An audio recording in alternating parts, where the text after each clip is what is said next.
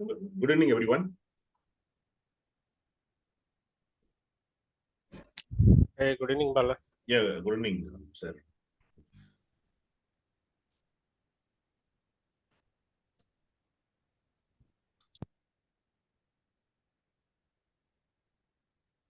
Okay, so where we are?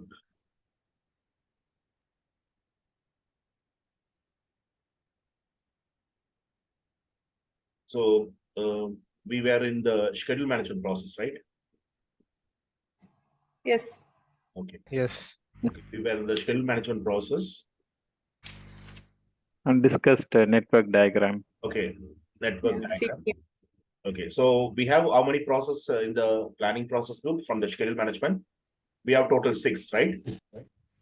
So, Yes. so what is the output you are getting? Once you plan the schedule management, what is the output you need to get?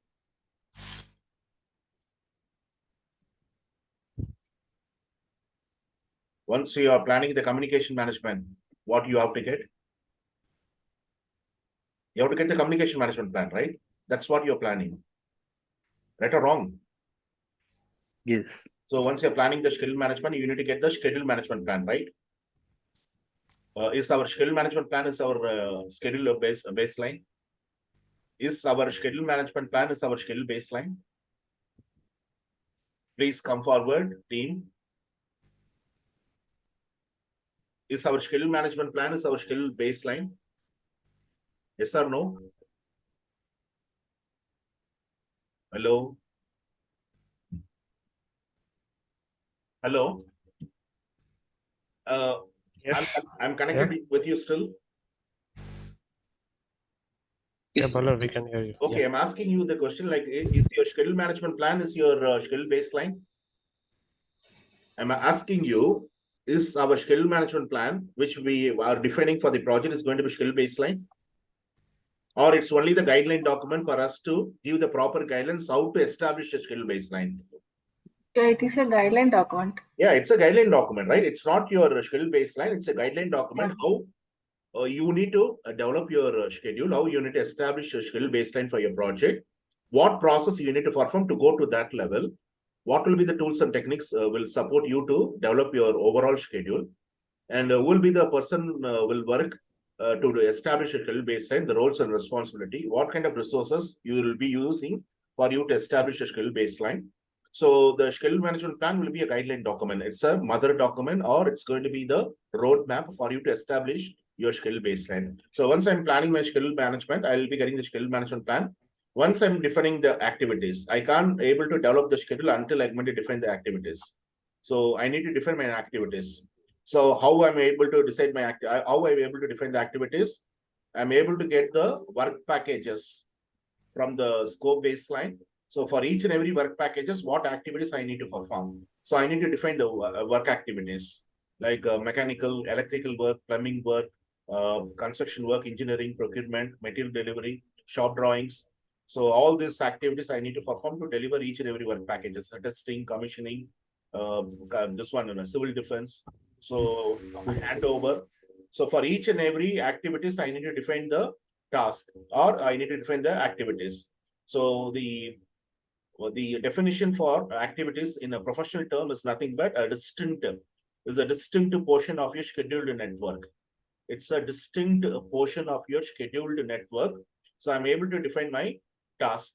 So each and every task will be having its ID. For example, milestone task will be having an ID called KLY. Mechanical task will be having an ID MEC. The material delivery will be having ID like MAT. So you are able to give the ID to each and every task, and you are able to bring a test description, a small scope description will be given for each and every task. Lay a cable from north side to south side, or 50 meters cable from north side to south side. So you're able to give a texted description for each and every activities.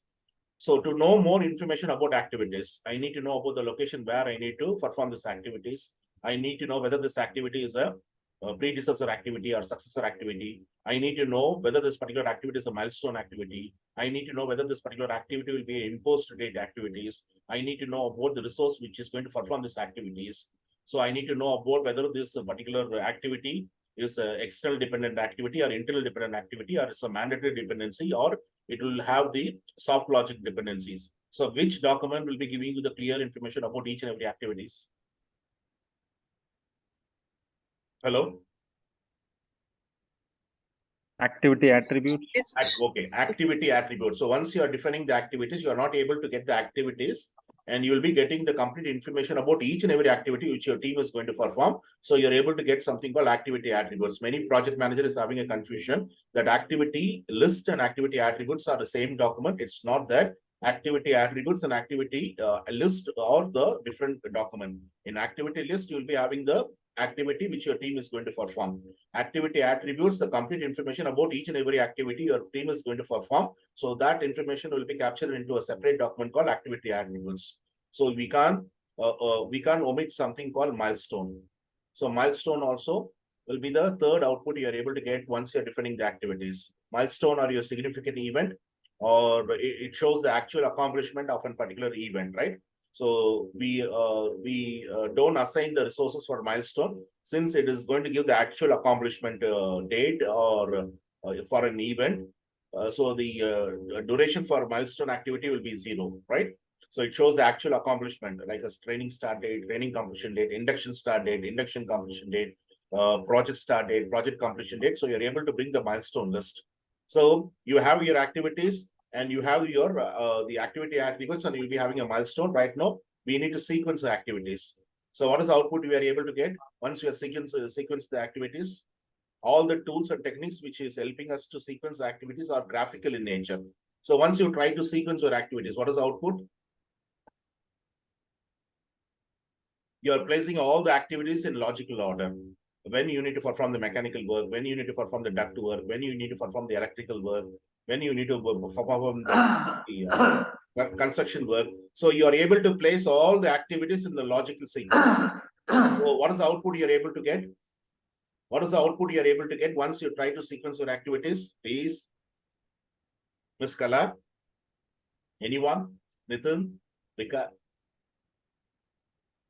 can you remember? You'll be using your PDM, precedence diagrammic method.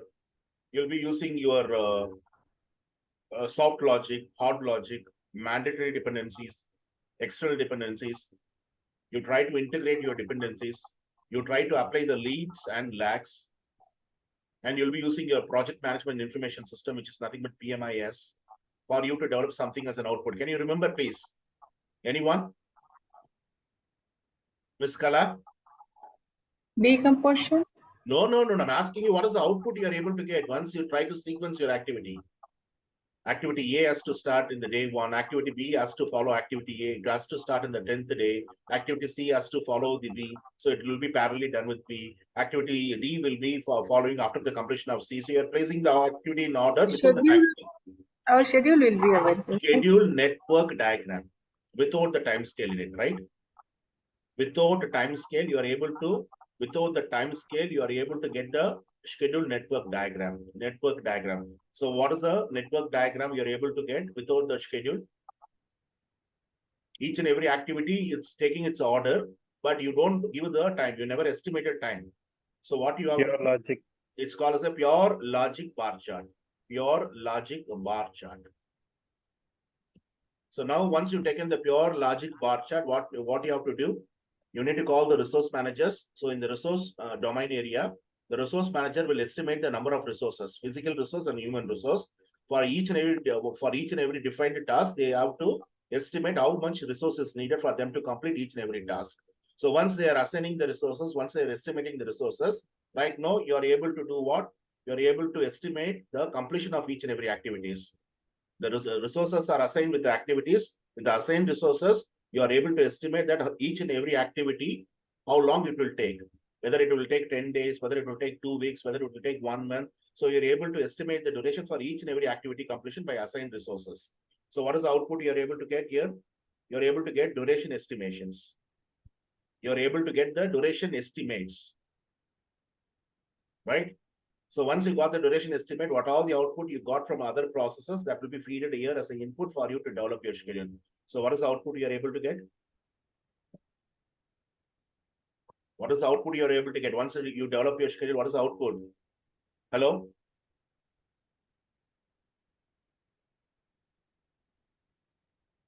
What is the output, guys? Nitin? Mr. Vijay? Schedule network diagram No. with time scale. Yeah, time scale. Critical. What is that? What is that called? You are able to get your project schedule, right? Project schedule. Yes. Project schedule, and you are able to establish the schedule baseline, right? Once you create the WBS, you're able to establish the scope baseline. Once you are able to develop your schedule, you need to get your schedule baseline, right or not? This project schedule is your project model. So what format you need to you create your project schedule? So depending upon the audience. So the senior management doesn't want to have the nitty-gritty information. They need a project schedule. So they need a summary level schedule. So you'll be using the summary schedule. You'll be creating a summary schedule. Or you'll be coming with a milestone schedule, right? Or you'll be coming with a bar chart. Or you'll be coming with a Gantt chart. Or you'll be coming with a detailed schedule network diagram with the time scale. So you need to know about early start of each and every activity, early finish of the activity, late start, late finish. You need to know about the duration of activity. You need to know the activity ID. You need to know about the float for that particular activity and whether this activity is a predecessor activity or successor activity. So all this information you are able to bring into schedule baseline. So schedule baseline is nothing but it's going to be approved version of your schedule where you can see each and every task you define, it should be taking its start date and completion date. It's approved. All the start date and completion date for each and every activity is getting approved. So now the schedule baseline is ready to go to integration to the project manager, right? So you are able to create the work packages here and you're able to define the task and you're able to give the duration for each and every task completion by assigning the resources. So you're able to establish the schedule baselines. Now schedule baseline and the scope baseline is integrated in the project management plan. Is it clear or not, guys? Yes, bro. Okay. Now, what happened here? You are able to develop the schedule. So only one technique is available for you to develop your schedule. What is the technique you have used to develop your schedule? What is the technique you are using to develop your schedule?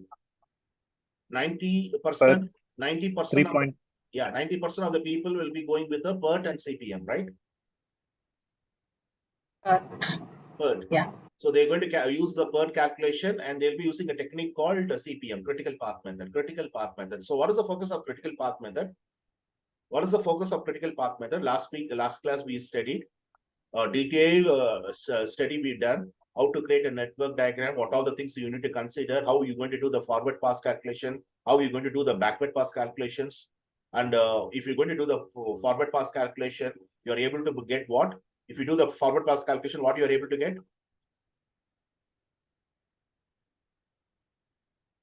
PDM.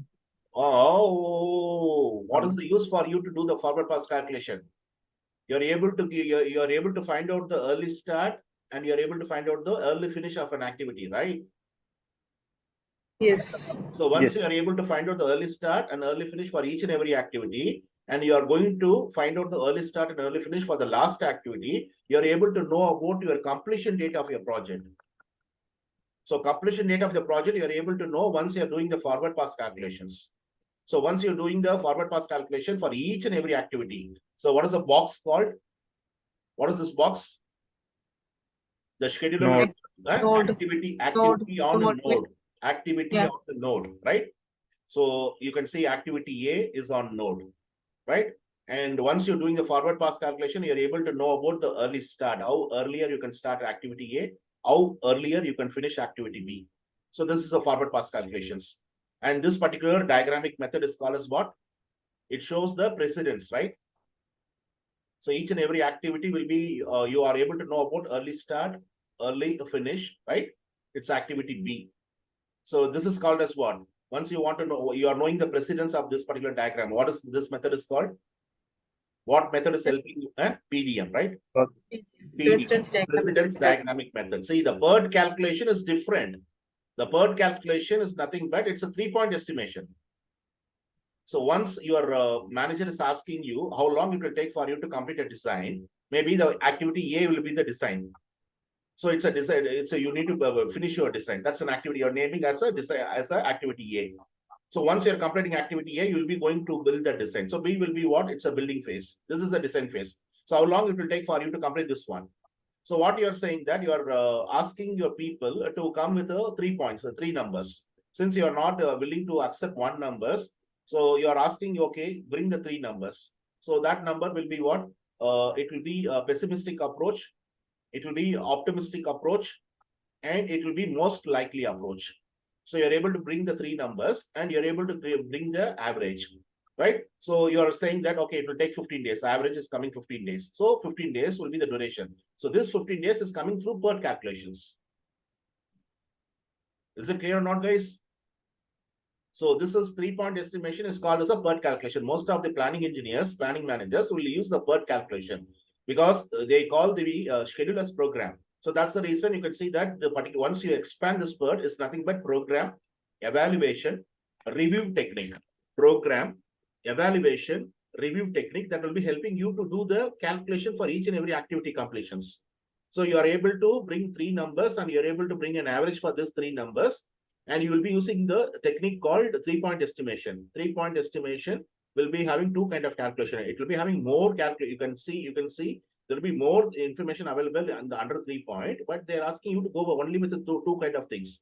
One is beta, the other one is triangular, right? Triangular distribution will give you a simple average, and beta distribution will be giving you weighted average. So beta distribution will be more accurate once you compare with the triangular distribution. So triangular distribution will be giving you the simple average. Beta distribution will be giving you the weighted average. So you're able to find out the duration for each and every activity using the PERT calculations. And this diagram is called as a precedence diagrammic method. So once you are doing the forward pass calculation, everyone, my voice is clear, right? Can I move forward? Yes. Okay. Yes. So you're able to find out the early start, early finish for each and every activity by doing the forward pass calculations.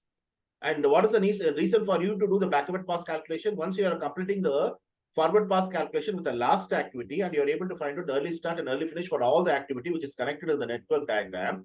Now you have to do the backward pass calculations. So in what way the backward pass calculation will be helping you? So you're able to find out the late start and the late finish of your activity, late start and late finish of your activities. So once you do the forward pass calculation, you're able to find out the early start and early finish. Once you're doing the backward pass calculation, you're able to find out the late start and late finish for each and every activities. So once you're finding the late start and late finish for each and every activities, once you're coming to the last activity, you are able to know about the float. So which activity is having float and which activity is having a zero float. Float is otherwise called as a slack. Float is otherwise called as a slack. So what do you mean by float? What do you mean by float? So buffer time, right? Okay, it's a buffer time, it's a slack time. So what happened here, if activity B is having a 10 days float, what is the formula for float? The formula for float is what? ES minus LS. Okay. Or LS minus LS. Okay, it will be what? Late start minus early start. Late start minus early start, or late finish minus early finish. Right?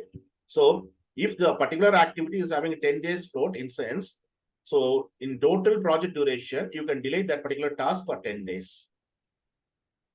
So that activities which is having the float will be considered as a non-critical activities. And always you can see the critical path activity will be having the zero float, or it will be having the zero slack. If you want to be more professional in saying the slack and float is used in the heavyweight industries. Slack will be used as a term in the lightweight industries. All your adaptive projects are lightweights, like your IT, your product developments, your mobile communication, mobile communication projects, your banking projects. All this project will be coming under the lightweights, and all your heavyweight projects will be coming like from the civil engineering, from the mechanical, laying oil and gas pipeline, or doing spaceships, or you're constructing substations. So everything will be coming under the heavyweight. So that will be a predictive in approach. You're able to predict your outputs. Adaptive, you're not able to predict. You're able to predict only the changes, right? So adaptive projects is moving because of the changes. Predictive projects are moving because of the detailed plans, right? So they're going to call this one as a float in the predictive projects, which will be heavyweight projects. The lightweight projects, they're going to use the term called slack. And if you're so professional in calling the float and slack in your project management term, please note down, is called as schedule flexibility.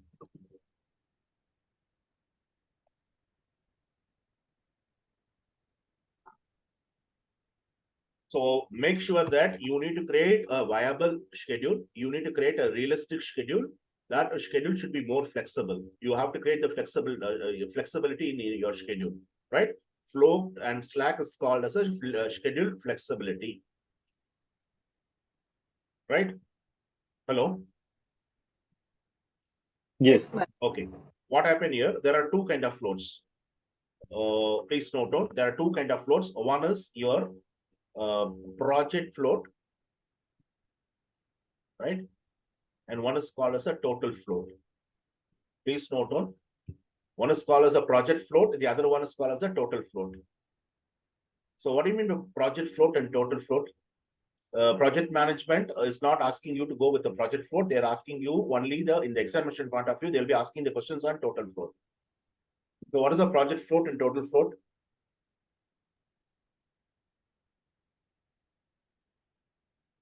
Sorry, project float is, we don't want to cover, it will be giving you the confusion, we can go with the free float. What do you mean by free float and the total float? Total, the sum of the float in between, which is occurring in each activity, that sum we have to do it, Bala. What, ma'am? Total float means whatever float we are getting on each activity, can we sum up that one, or we? Oh, the total float is nothing bad, even though many activities in the network diagram is making a delay. It's delaying start. Because it's having a float, right? It can delay, right? Yes, yes. So even though many activities in the network diagram, it's going to delay its start, it will not delay the completion date of your project. Is it clear? So once you're going to fix that project has to complete on the 40th day, even many tasks in the network diagram is going to delay its start. It will not delay the completion date of the project. Still, the project will be completing on 40th day. That will be called as a total float.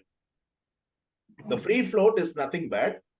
The predecessor activity is delaying its start. That will not disturb the next activity, the successor activity start. The successor's activity will not get disturbed, even though the predecessor activity is going to delay its start. So the free float is between the activities and total float is for the entire project. Is it clear? The free float, you know very well that you will be having two activities, activity A and activity B. Activity A will be delaying its start, but that will not delay the start of activity B. So the activity B will start on the given date, but activity A can delay its start. Even though the activity A is going to delay its start, activity B is not getting disturbed, it's going to start. So the free float is between the activities and the total float is for the entire project. So you don't require to cover about you don't require to know about the free float. Free float is between the activities, but total float, the formula is it is late start minus early start, or it will be late finish minus early finish. So many activities in the network diagram, it's going to delay its start, but it will not delay the completion date of your project. Still, you are able to complete your project, right? So that's the task which is going to delay will be non-critical task. The task which will be delaying, that will be non-critical task because it will be having a float. So for example, activity A will be having 10 days and the total duration for you to complete the project is 40 days. So this activity A can delay any 10 days within the 40 days. So if the activity A is going to delay for 10 days for its start, it's not going to disturb the completion date of the project since it's having 10 days float. That's the reason it's very clearly said that float is called as an asset. Floats are your assets and assets should not be misused. Float should be equally, you need to share the float among the parties. Or the people are working as a contractors, main contractors, subcontractors. Make sure that whether the particular network diagram is brought by the client has to share the float among the parties. Or the contractor is going to enter into a call with the client. The contract is fixed to the cost reimbursable. So all the things will be done by the contractor. So the contractor can't claim that he has made the network diagram. So he's going to take the complete ownership of the floats. No. He has to share with the client. So if the client is going to come with the network diagram, he has to share with the contractors. The contractor, they're going to bring the network diagram. He has to share with the other parties and the client organizations. The float should not be misused. And always it is ideal for the project manager If any newcomers or any new person is coming and joining the project, they will not make the assignment to that particular resources to work in the critical activities. They make the people to work in the non-critical activities. So non-critical activity, even it's getting delayed, it will not disturb the completion date of your project. Is it clear or not, guys? Yes. Everyone, it's clear? Yes. Okay. Yes. Now, we were recapping what we studied in the last class. Something, a new concept. It's coming in the Europe market. You can see that almost all the people will do the PERT calculation and CPM method for you to develop your project schedule. So project schedule will be developed using the critical path method. The schedule baseline is nothing but it's an approved version of your schedule where you can see all the dates all the tasks which you brought will be getting the dates to start to complete. All the dates are approved. All the start date is approved. All the completion dates are approved. Right now, it can go to the project manager that will be integrated with other management plans. Right, and schedule data will be giving you the data then and there for you to keep your schedule baseline and project schedule as updated schedule and updated project baselines. Right. So as I said very clearly, you can't go with the one calendar. You need to make sure that the project will have many calendars. The project calendar should be up to date, right? It has to know, it has to give the information about the people that when they have to work, when they have to stop the work, and they have to know when to give the regional holiday and when you will be giving the holiday for Eid, when you will be giving the holiday for Christmas. All the information will be there in the project calendar, right? Now, in Europe, in spite of using the critical path method, they'll be going with a new concept called CCM.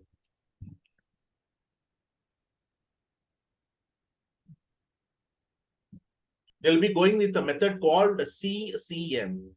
So anyone knows about the CCM? Anyone knows about the CCM? Please. No idea, Bala. Okay, it's a new concept, right? Okay, what is the focus of critical path method? The focus of critical path method is that you need to make sure that you are bringing floats, right? So the focus is based on the floats. How many activities will have a float and how many activities will not have a float? Activities will be having a float, will be a non-critical activities. Activity will be having a zero float, will be a critical path activities, right? Now, the focus of CCM is going to focus about buffer and buffer management.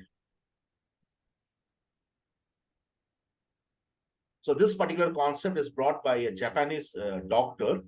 So that particular doctor, his name is Dr. Eliyahu Goldrath. Please note down. Eliyahu Goldrath.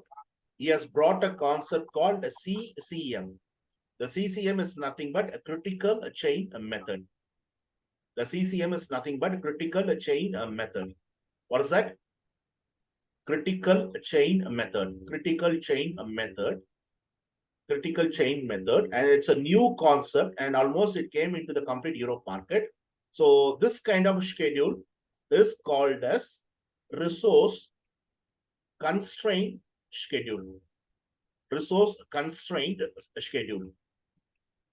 You will not feed the complete resources. You are able to constrain your resources and you're able to feed to each and every activities.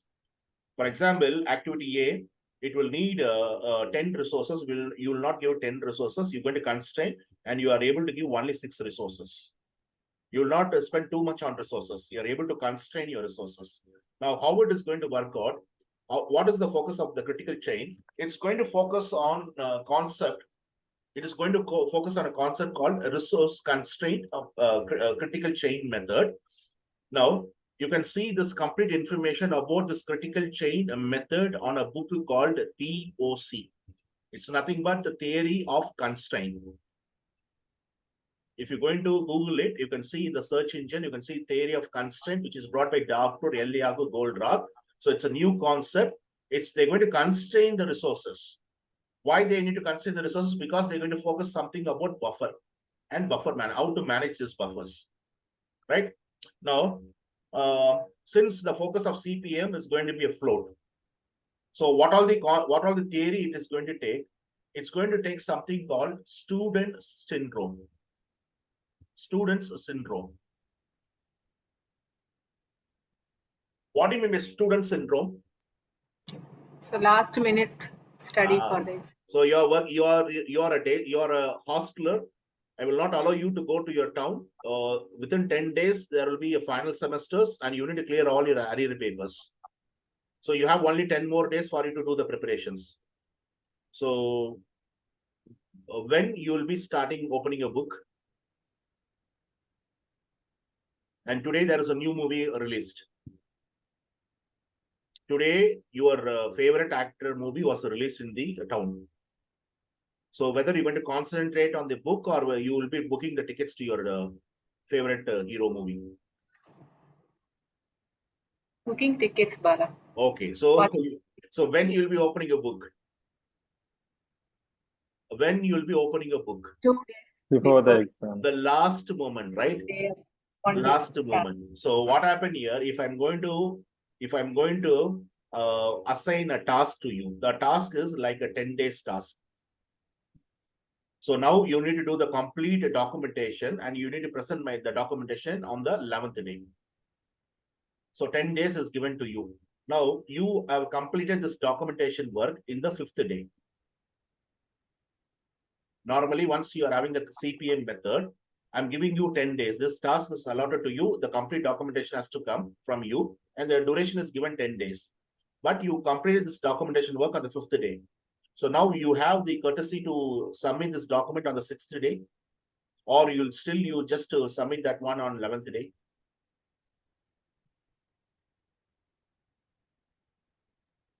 It's completed, we can submit it. Oh, you will submit? Really? Yeah. No, Yeah. normally we don't do. What happened if the same task in the future they're going to give you? Okay, I think that we given you 10 days, but the productivity in the previous project shows the 5th day. So now in the next project, they may give you only 5 days, not 10 days. You will have this kind of intention, right? They're given you 10 days. Why we can use the 10 days, right? Exactly. Right or not? So Yes. because you have time available, you need to fill that time, right? You want to fill that time, right?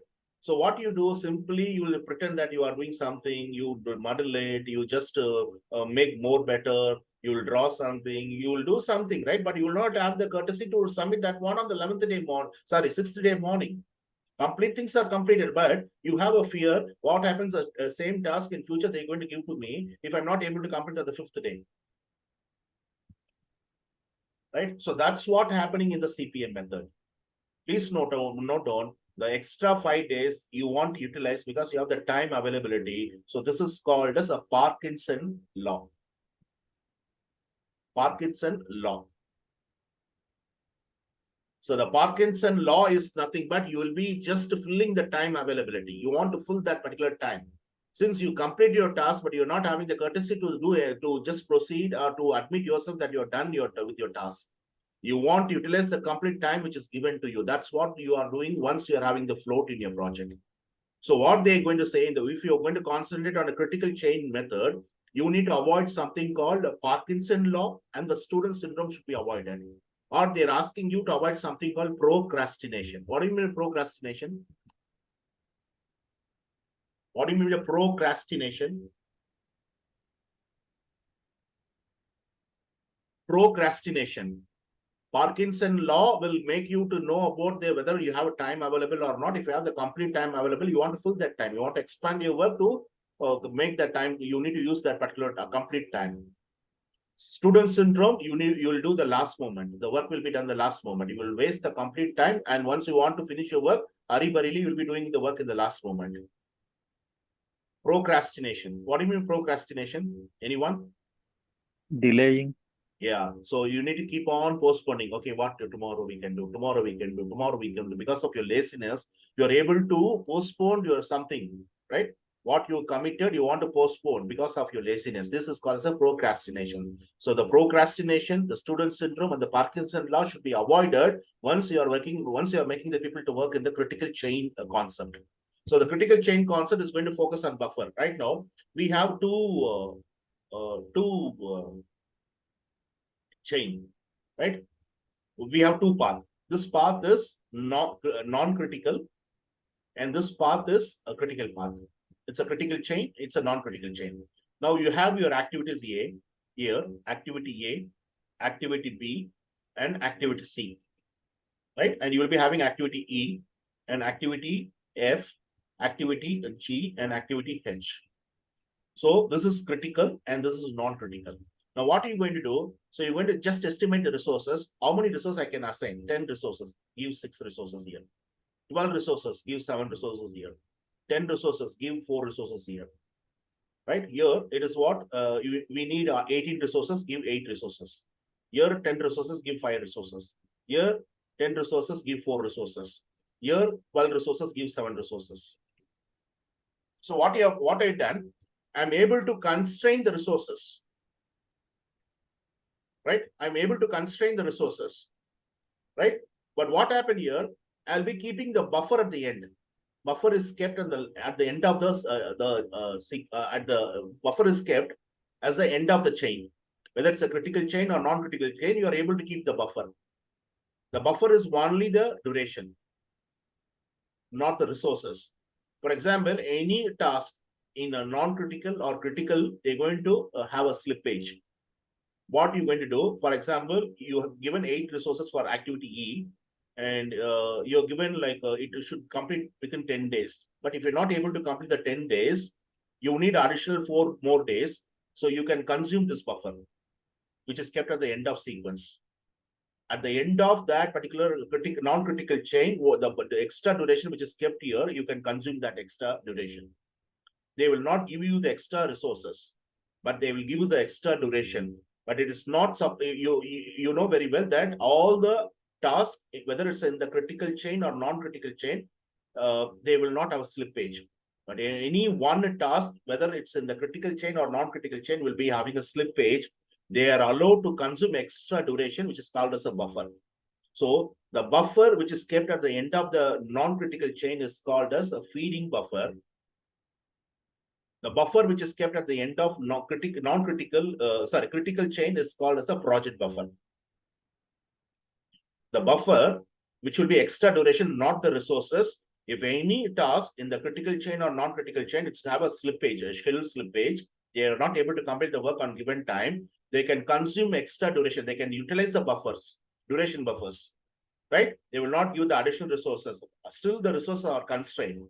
Using that resource, you need to complete the task. If you're not able to complete the task, consume the buffer and try to complete your task. You need 4 days buffer, you need 5 days before. It's not expected that all the tasks in the critical or non-critical chain will be having a slippage.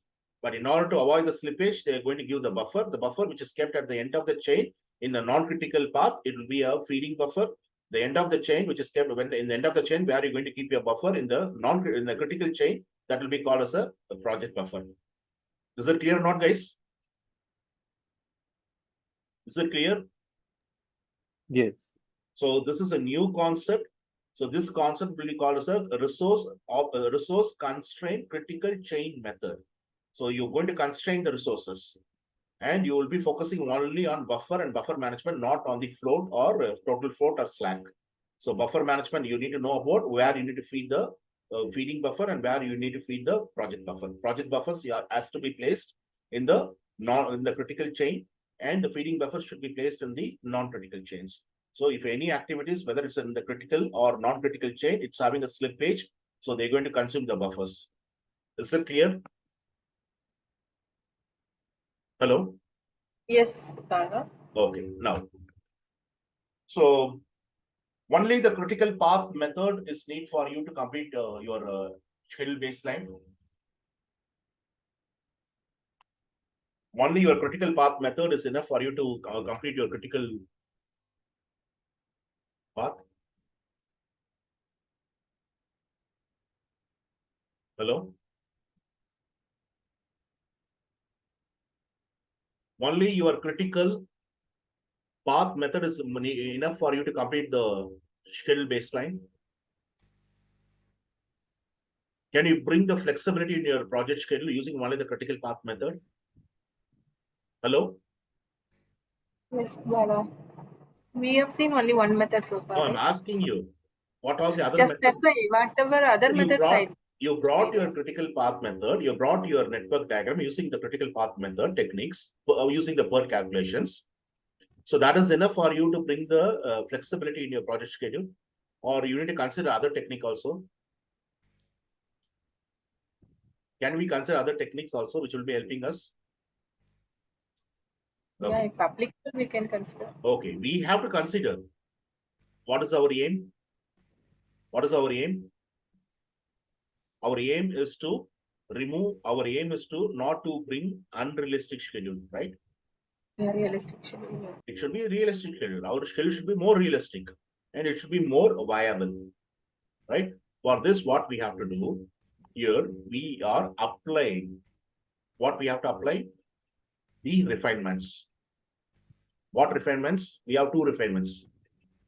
Where all the area it is possible for you to apply lead, you have to apply lead. Where all the areas you need to apply the lag, you need to apply the lag. Is it clear, guys? Hello? Yes. Okay. Right. And apart from this, where all the areas you need to do fast tracking. Where all the areas you need to do crashing. So this is coming under a schedule compression technique. So schedule compression technique also should be considered once you do the critical path method. Once you're able to do the critical path method, schedule compression technique also should be concentrated for you to bring the viable schedule. It's the most likely schedule. It should be most realistic. It should show the flexibility, right? So what is fast track? You have seen this one in long back. What is fast track? What is fast track? Guys, MMU. Adding resources or parallel work? I am getting confused. Okay, now fast track. CC. Crashing will increase the cost. CC.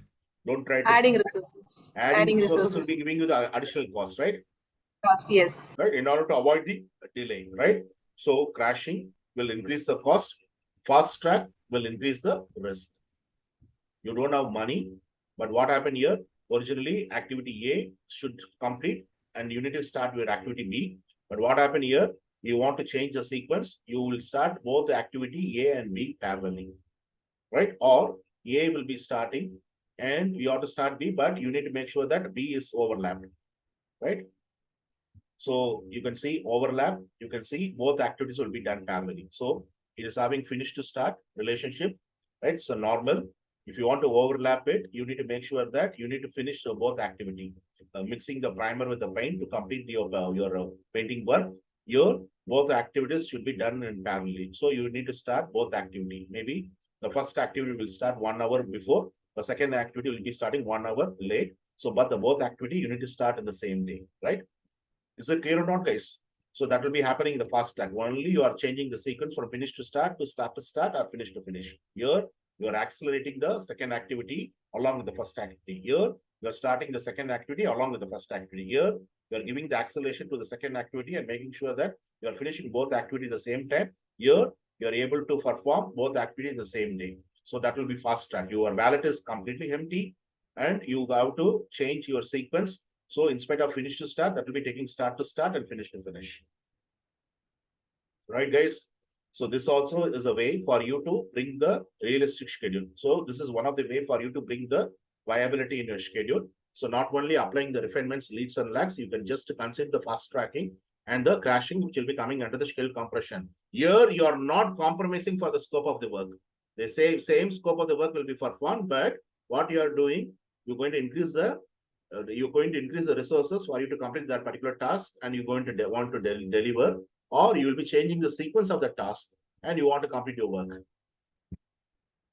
Is it clear, guys? Yes, Bala. Clear. Okay. And apart from this, please note down, there is something called resource optimization.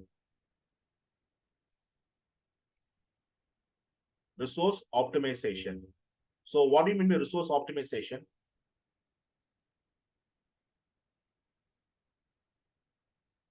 Effective utilization of resources. Okay. Efficient utilization of resources. Okay. Please note down. There are two things you need to consider once you're doing the resource optimization. How well you're going to optimize your resources, right? So the resource optimization is having two techniques. One is called resource leveling. The other one called resource smoothing. Resource leveling and resource smoothing. Where are you going to level your resources and where are you going to smooth your resources? Examination point of view, they're going to ask you where are you going to level your resources and where are you going to smooth your resources. So be very cautious. They are given you scheduled network analysis technique. It's an umbrella term given for various technique. Not only the CPM is helping you to develop the schedule. If you want to bring a realistic schedule that should be approved, it should have a flexibility in it. Make sure that you need to consider the schedule compression technique, whether to go with fast track or whether to go with the crashing. And you need to apply the refinements where all the areas you need to apply the lag, you need to apply where all the areas you need to apply the lead, you need to apply the lead, right? And you have to make sure that you are doing the proper resource optimizations. So not only the critical path method is helping you to develop the schedule, but it gives you the schedule, but you can't get the flexibility. But if you want to get the realistic schedule, these are all the things you need to consider. So where you will be doing the resource leveling and where you will be doing the resource smoothing.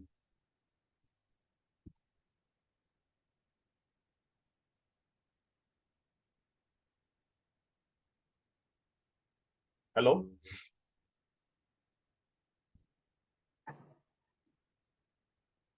Give me the answer, guys, where you'll be doing the resource smoothing and where you'll be doing the resource leveling. So I'll give you the clue. You have two paths. If you're going to do the critical path method, you have two paths. One is the critical path, one is the critical path, the other one is a non-critical path. Right? So critical path method, as we studied that, it has to focus the float or a slack. Critical chain method, it has to focus the buffer and buffer management. And it's a resource constraint method. But your resource optimization is used for you to utilize your, along with the CPM, you will be using the resource optimizations. I can't assign the resources. I can assign the resources for each and every task based on the availability. So I need to know about that. The supply, the supply should meet my demand. If I don't get my supply properly, I'm not able to fulfill the demand. So I need to optimize my resources. Optimization will be two kind of optimization. You need to do the resource leveling. You have to level your resources and you have to smooth your resources. Okay, please, I will give the clue. So I will say the answer. I'll reveal the answer.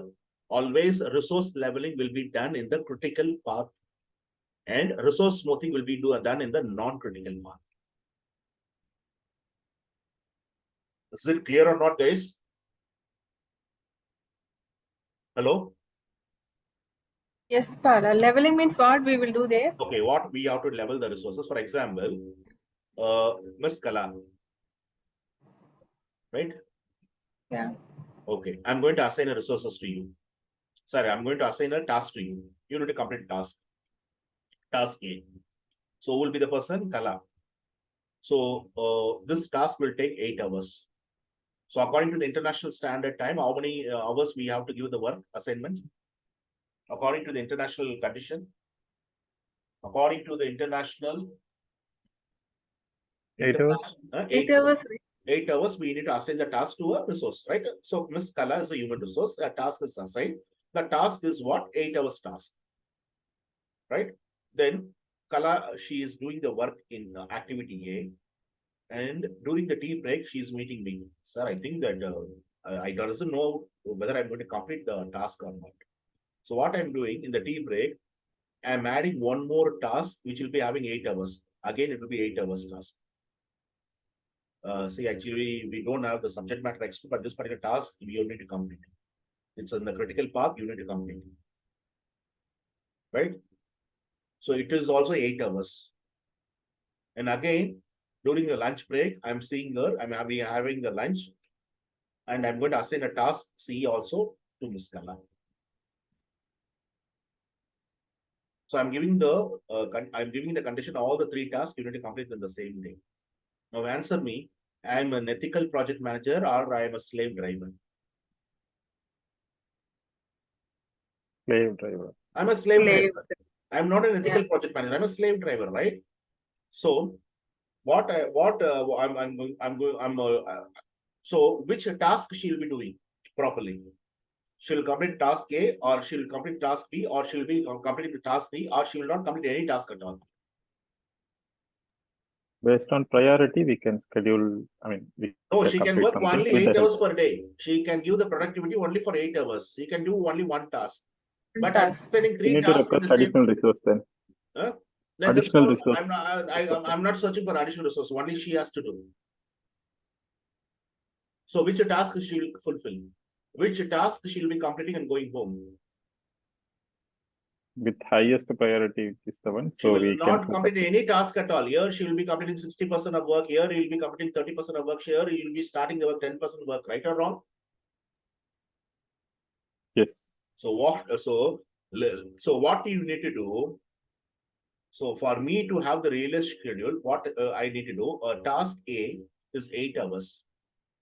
So I need to wait for 1 day for her to complete. Then I need to ask her to start the task B on the second day. Right? The third day, I need to assign task C for her. So what happened here? Once you are extending the duration for each and every task completions, your critical path also will be extended, right? Yes. Right or wrong? Or what you have to do, okay, task A, I'm going to give to Kala, and task B, the same day, I'm going to assign to Mr. Nitin. So both they're going to complete they're going to complete each and every task. So both the tasks is completed the same day, right? Either I need to add the resources, or I need to make sure that I need to extend the duration for each and every task to complete, right? So my critical path is still extended, right or not? Right or not? Hello? Right or not? Here, Right. I'm not having any delay because I'm going to bring one more resources because she can't do the work. So 3 tasks, I'm going to use three resources. For example, I will be bringing here Faisal.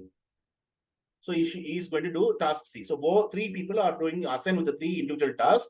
They'll be completing each and every task. So these 3 tasks will be completed. So I'll be adding more resources to complete in order to avoid the delay, or still I'll be extending the duration for each and every task to complete because I will be having only one resources. Mascara is only available. Right?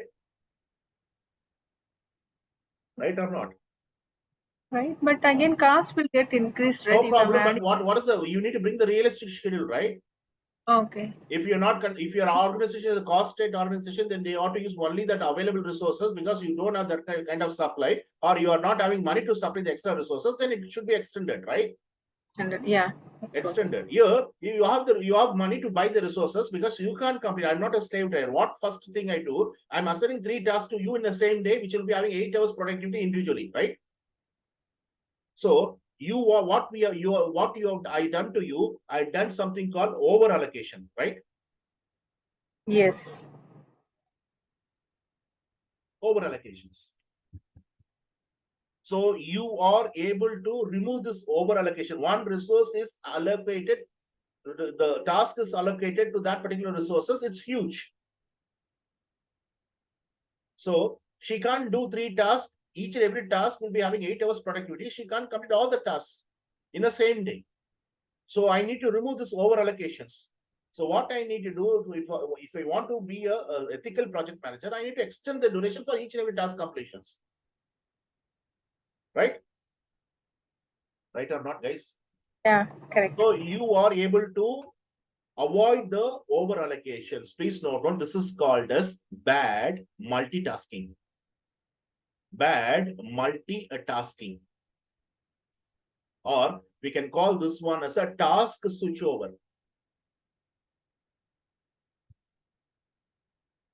So bad multitasking, resource over allocation, the task switching, right? Everything will be overcome if you are doing this kind. Either you need to bring the extra resources, or you need to make sure that the duration should be extended because you have only one resources. So you're able to avoid resource over allocation. You're able to remove the bad multitasking, or you're able to remove the task switching. Right, guys? Yes. But So- then how the question will be there in exam? Then the project manager decision what he has to take, some sort of question will come? Yeah, they'll be asking situations- you, if you do the resource leveling, is one of the resource optimization method, critical path will be extended or it will not be extended. Where you'll be doing the resource leveling. Where you'll be doing the resource leveling, critical path or non-critical path. There is no meaning for you to do the resource leveling in the non-critical, only the critical path, Yes, and you but- need to do the resource yeah. leveling, right? Still, your duration Correct. will be completed. So that's a realistic schedule, right? You need to justify Yeah. your, sir, I don't have the resources. Or why you're spending too much of money? I need to buy more resources because you're asking me to complete 3 tasks in the same day. I have only 1 resources. I need to buy in additional resources. So I brought the additional resources. So that is costing us more. You have to justify. Either you need to add the resources, or you need to make sure that if you want to utilize the same resources, you need to extend the duration for the completions. Still, your critical path will be extended, right? But what happens? Yes. You're able to remove the over allocation. You're able to remove the bad multitasking, and you're able to remove something called a task switchover. Task switchover, bad multitasking, and over allocation is completely removed. So what the technique I employed a technique called resource leveling, right? And coming to the resource smoothing, the resource smoothing will be done in the non-critical path. What is the resource smoothing? What is the resource smoothing? Which will be done in the, sorry, not risk smoothing, resource smoothing. Guys, I'm writing risk, you're also allowing me to write this. Resource smoothing. It will be done only in the critical, non-critical path. Non-critical path, you need to do the resource smoothing. What you're going to do? You're going to assign the resources in the non-critical path. So one is there, for example, you brought a 7 unit of resources. Since the non-critical path is having a float, so what happened here? The utilization of the resources will not be equal. So the first week you are able to utilize 3 unit of resources. The second week you are able to use 2 unit of resources. The third week you are able to use 7 unit of resources. The fourth week you are able to use 5 unit of resources. In the fifth week you are able to use a 4 unit of resources. The sixth week you are able to use a 2 unit of resources. So the usage of resources is smooth, is equal. No. No. So you can see peaks and valleys, right? Yeah. So here, instead of using 7 unit of resources, you are able to use only 3 unit of resources. Here, you are using 2 unit of resources. Complete 7 unit of resources is used in the third week. You are using 5 unit of resources in spite of 7 unit of resources. And in the other week, you are able to use 4 unit of resources. And finally, you will be using 3 unit of resources. So there is no stability in usage of resources. So you are creating the peaks and valleys. So here, except the third week, the remaining other week, you are not utilizing the complete resource which is assigned to that task, right or wrong? Huh? Right or wrong? In spite of using 7 unit of resources, you are able to use only 3 unit of resources in the first week. Yes. The remaining 4 unit of resources you are keeping as an idle. So here, what you are doing what? Resource under allocation. In resource leveling, you need to avoid resource over allocation. Here, you need to remove the resource under allocation. What you need to do? Okay, you're going to calculate. I don't want you to create an invoice for the first week. You are sending me the invoice $2,000. The second week you are sending me $1,400. The third week you are sending me $8,000. The fourth week you are sending $6,000. So you're not using the resources properly. I need you to use the complete resources. So how many resources needed? So what you are able to do, you are able to remove all the peaks and valleys. Okay, theoretically, we need only 4 unit of resources. Remaining 3 unit of resources, you are able to redeploy back to the critical path. Okay. Is it clear or not, guys? Is it clear or not? Yeah, got it. Resource smoothing you have to do in the non-critical path. The focus of resource smoothing is nothing but a task to remove under allocations. You are keeping your resources, but you are paying for the resources. Invoice is raised, even because you are not giving any kind of assignments. And theoretically, it's proven that that particular task need only 4 unit of resources. You are keeping 3 unit of resources ideally, but you're paying for it. Company is paying for it. So in order to avoid this, in order to avoid the peaks and valleys, you need to take this approach, which is nothing but resource smoothing. Resource smoothing will be done in the non-critical path. Resource leveling will be done in the critical path. Resource leveling will extend the duration. Still, the path will be more critical. If you want to get the realistic schedule or viable schedule flexibility, you need to do the resource leveling. In the non-critical path, you need to just check which all the resources is not used. You are not able to give the assignment, and only you are able to use 3 to 4 unit of resources, keep that resources, redeploy that resources back to the critical path. Is that clear or not, guys? Clear, Bala. Okay, it's clear. Everyone is clear, right? Okay. Someone here. Okay. Now, in adaptive projects, what kind of scheduling methods you're going to use? What kind of scheduling techniques they're going to follow? In adaptive projects. The projects are adaptive in nature because the project needs a lot of, it's welcoming some changes. The changes can come from internal, external, product owner, product managers. It can come from the environmental factors. It can come from the regulatory regulations. It can come from the compliance. It can come from the market competitions from the competitor. So, what kind of scheduling technique you are going to employ in the adaptive projects? Please note down. There are two kind of scheduling method is used in the adaptive project. One is iterative scheduling. This is done in the backlog or backlog iterative scheduling. This is the first method. The second one is pull based scheduling method.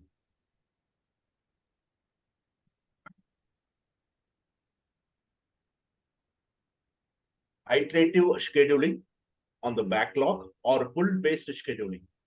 So pull based schedule will be used in the mainly in a Kanban. Kanban projects will be using the pull based schedule. So what do you mean by iterative scheduling and pull based schedules? Any idea? Once you'll be getting this kind of exam questions in the Pull based, are we taking the features from the board? We'll pick up the features and we'll start the development sort of thing. Just a guess one. No. Not sure. Actually, what happened here in Kanban, please, Kanban is nothing but it's a visual board, right? Yeah. It's a visual Kanban. board. So what you are able to see, you are able to see the workflow. Kanban board is used for you to do the workflow. So Kanban will be going with the checklist kind. So how the checklist will work, they will use the computers or they'll be using the whiteboard. So they will bring the items, the features. So to-do list. So you're going to create a column, right? So what you will do, that features will be listed here. And what the people is doing, the features the people are working currently will be kept here. And what is done and waiting for the customer to do the review and do demo is kept here. Right? Now, suddenly, one of the feature which is kept as a low priority feature at the last. So that will seek an attention. So the management will say that, okay, I think this particular feature, now you need to work. Stop all the features. You pull from this particular column and bring into the do column. We have resources for it because the customer priority is changed. So try to stop all the features. And the feature which has got the low priority right now, it's going to take a center stage. That feature is pulled from the to-do list and brought here, and the people start working. They're going to give the preference for this particular features. Is it clear or not, guys? So you will not go as per what you plan to do. So in between, you just to monitor the workflow, and suddenly you may get your information that a particular feature which is kept as a low priority feature right now, it got the center stage, and the customer is asking you to bring, because that particular feature, the customer considering that will be providing the highest business value. So that feature is brought from the to-do list to the do list, and the people start working for it. So this kind of schedule is called as a pull-based schedule. Pull-based schedule. Or you will not work, since you don't get the resources, you'll keep all the work idle. Suddenly, you will get a resources. Maybe you'll be getting some money, the payment is done. So suddenly you can see which feature in the to-do list right now I need to work first. So you're going to pick up from the to-do list and you're going to bring into the doing list, and you start working for it. So you got your resources, you got your money, you got your payment from the client. Right now, you got your resources and you can perform the work. So right now, you are able to pull your feature from the to-do list, which will be giving you the highest business value, and you're going to bring into the next column and you can start working for it. So that kind of schedule is called as a pull-based schedule. Is it clear or not, guys? Yes. Okay. Now, the iterative schedule is nothing but you got your backlog, and you know very well that which feature you need to do. So until you are getting an understanding, a clear understanding about that feature, when we need to start to develop that feature, how long we need to work for that feature, how many iterations we need to complete, how many days for each and every iterations, what functional requirements we need to bring into the features. You keep on iterating. You keep on discussing with the people until you are getting until you are clarifying the things, until you are coming to a mindset that, okay, we can stop our iteration, we can start developing that features. So you are able to know about when we can start the development on the features until you're able to get the better understanding about the features. You are concentrating only on that particular features and you are discussing only about that particular features, and you have each and every team is going to develop that feature, will be having the better understanding, broader understanding, and what functional requirements we need to bring into the features. So once every person is able to bring that, once every person is having the common understanding, okay, we are done with, we can start developing that features. So until that, you are able to iterate yourself. So this particular, you are then only you are able to move to the development stage. So that will be called as a iterative schedule depending upon the backlog items. Right? Right or not, guys? Okay. So Right. once you try to focus on the feature which you're going to develop, the complete focus will be going only on that feature. So in that particular iteration, you are able to avoid something called a scope creep. You are not bringing any additional scope. You will know the feature and you know the scope of the work for you to perform that feature. Only the focus will be there in the features. In that will be avoiding something called a scope creep. So that kind of scheduling is called as an iterative scheduling. It will take some time for the people to understand, right? Based on their understanding only, you can proceed to develop that features. So each and every team will be having their understanding, and they're going to, once they have understand the complete feature, they will have something called DOD, definition of done. Okay, I think that we can move forward, move further.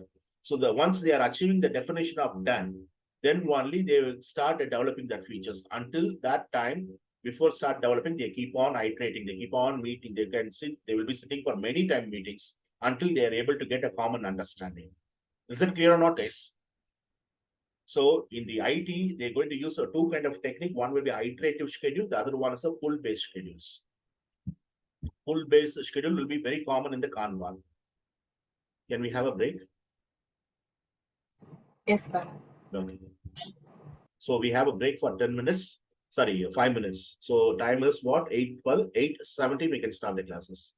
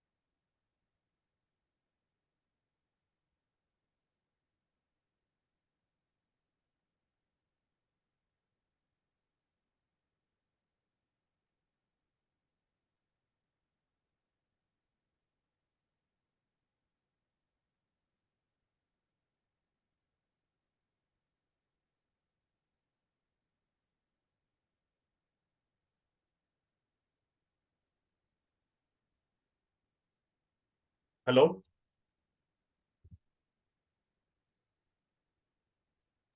Yes, Bala. Hello? Yeah. Everyone is here?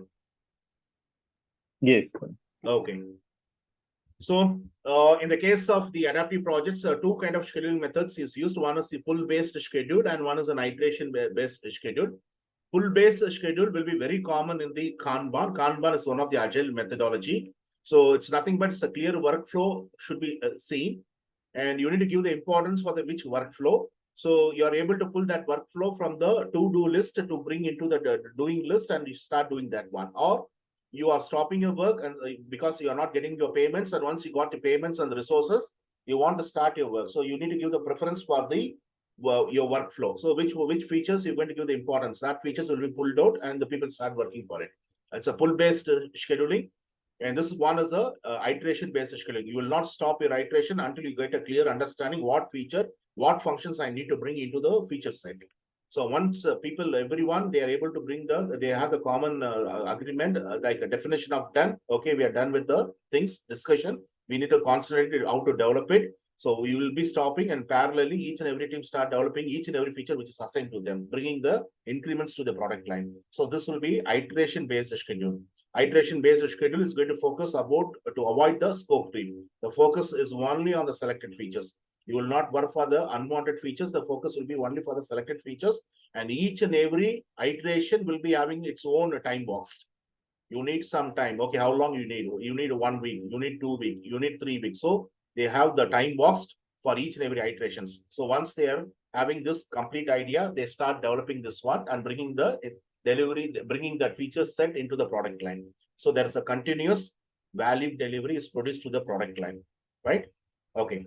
So there is two things in the schedule management to develop the schedule.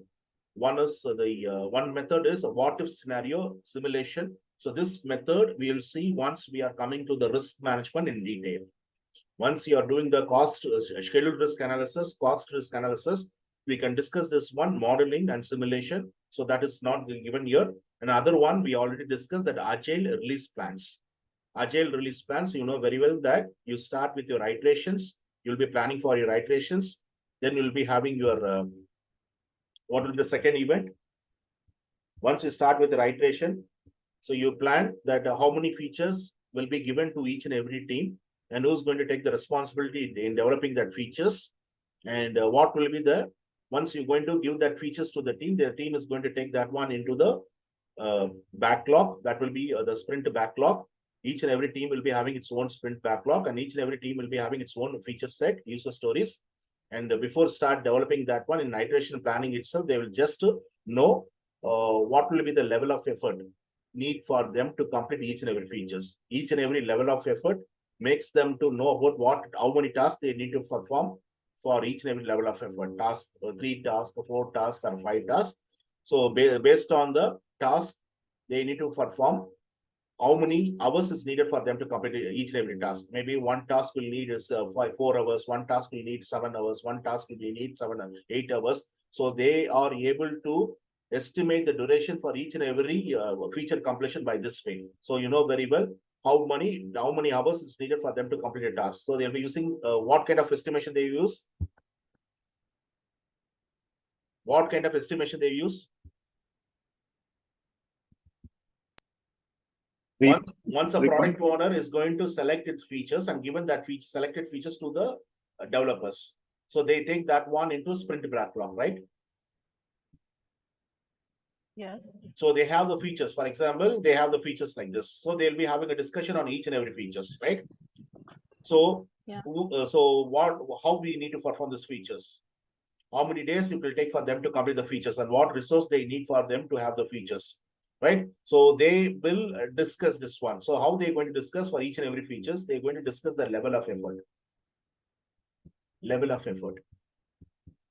So each and every level of for each and every features, the level of effort maybe this particular feature need you to do 4 tasks.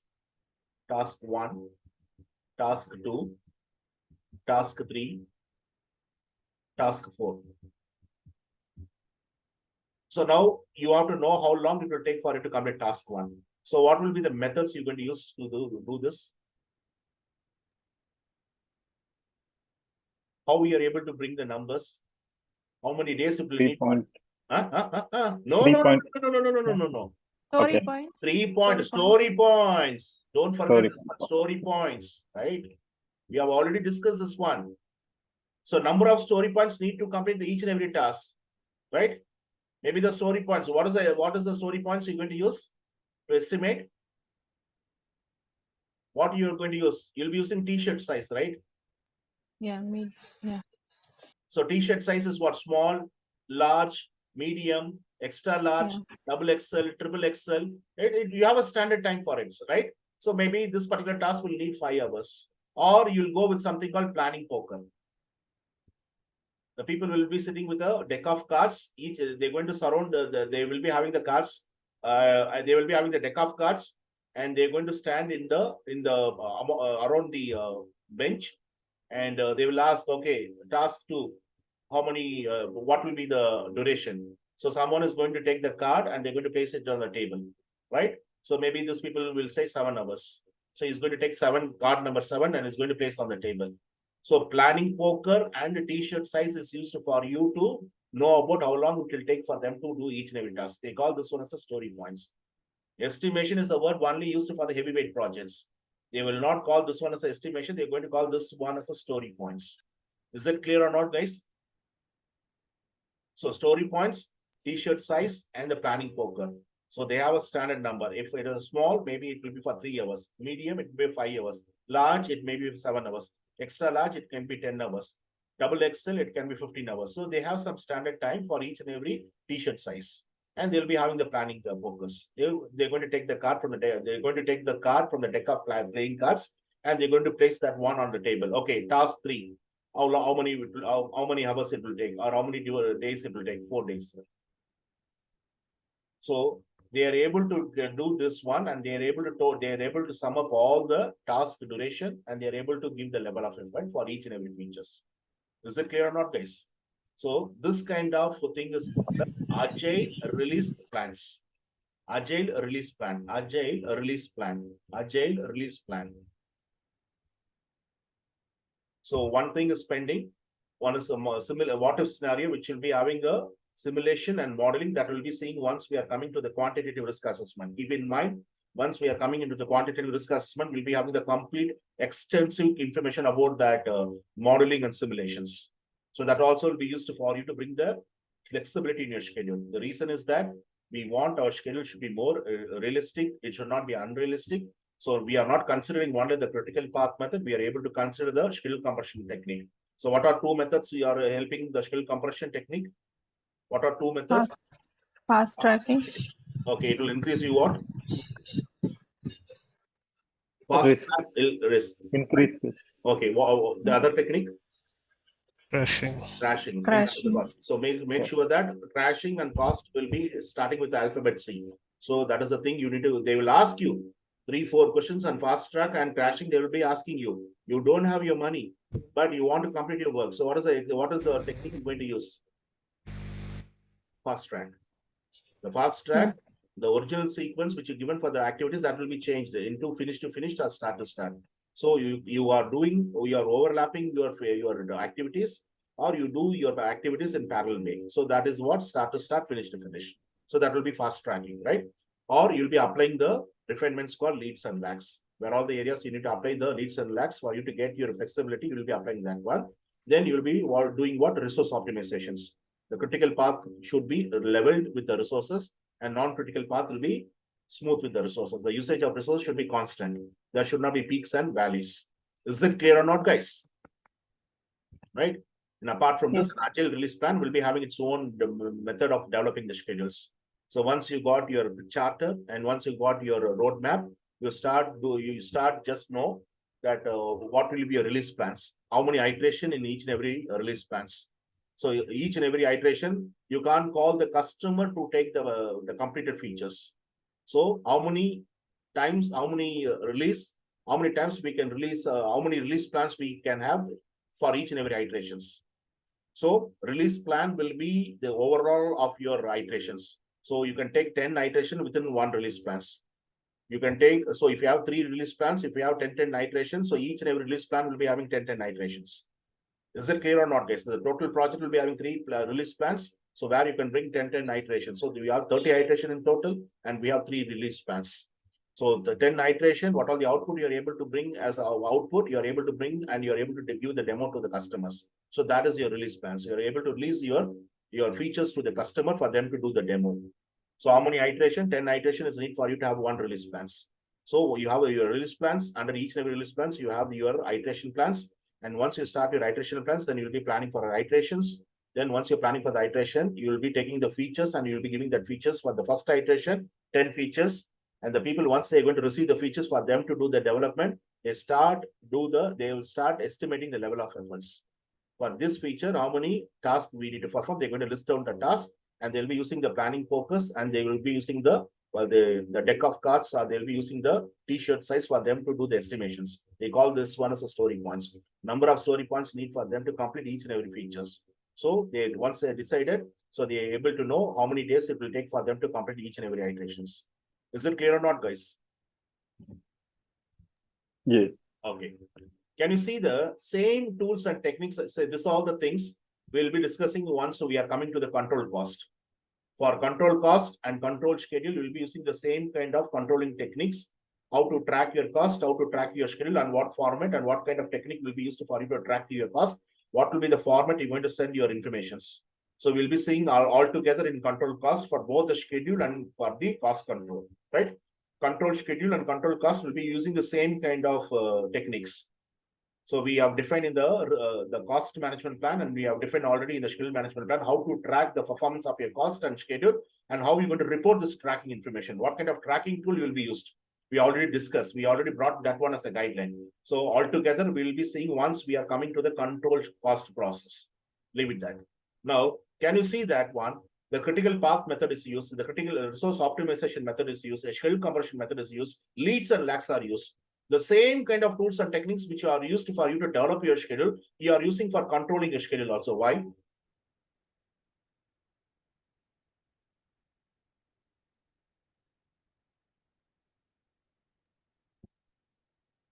To monitor whether it is working. No, you need to track your schedule, right? Once the work is Yep. executed, you need to make sure that whether the people started the task, or you need to raise the question why the task is not started yet. The task may be delayed. You need to ask the question why the task is delayed, right? If many tasks is getting delayed, and you can, one circumstance, you know that you are not able to complete your project on time, you are not able to give them a proper delivery, and your client is not giving you EOTs. Even you are giving a lot of justification, they are not accepting the justification, they are not approving the EOTs. They are very adamant, they need to just make sure that you need to deliver on given time. Otherwise, we will make you a trouble. We will not release your payments, or we'll be charging the FT fine, or we'll make some penalty clauses. According to the penalty clauses, we'll charge some penalty. You need to bear that. So that is one of the important things you brought as a condition of contract. EOT is not justified. You need to regain your lost time, and you need to deliver your project on given time, because you know very well the current stage says that you are not able to complete your project on given delivery date. It needs still 6 months for you to complete. See, once the scope is added, it's a formally from the client side. Formally, you are getting the approved for your change request, and you're going to add the scope in the scope baseline. You'll be adding the task in the skill baseline. So your skill baseline is getting updated, right? Hello. Hello, guys. Yes. See, once the client is adding the scope of work, so the scope of work will be added in where? In the scope baseline, right? So added scopes needed added duration, right? So where you'll be adding the duration? So you're going to add the duration and task here in the skill baseline, right? So you are just making sure that you're sending the change request, it's getting the approved, and you're going to send the substantial reason. The client was adding the scope of the work. So scope is added. So we need to bring the extra task for that added scope. So for us, we need to bring the duration, extra duration for that added task. So you're sending a change request.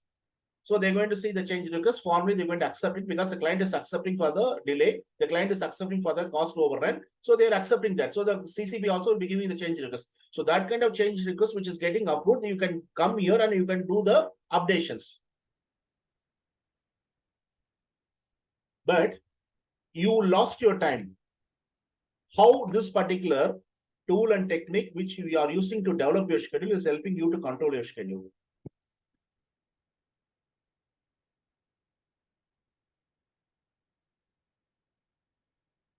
And how you are able to know that you are not able to complete your work on given date. It will take another 6 months for you to complete. How we are able to know this?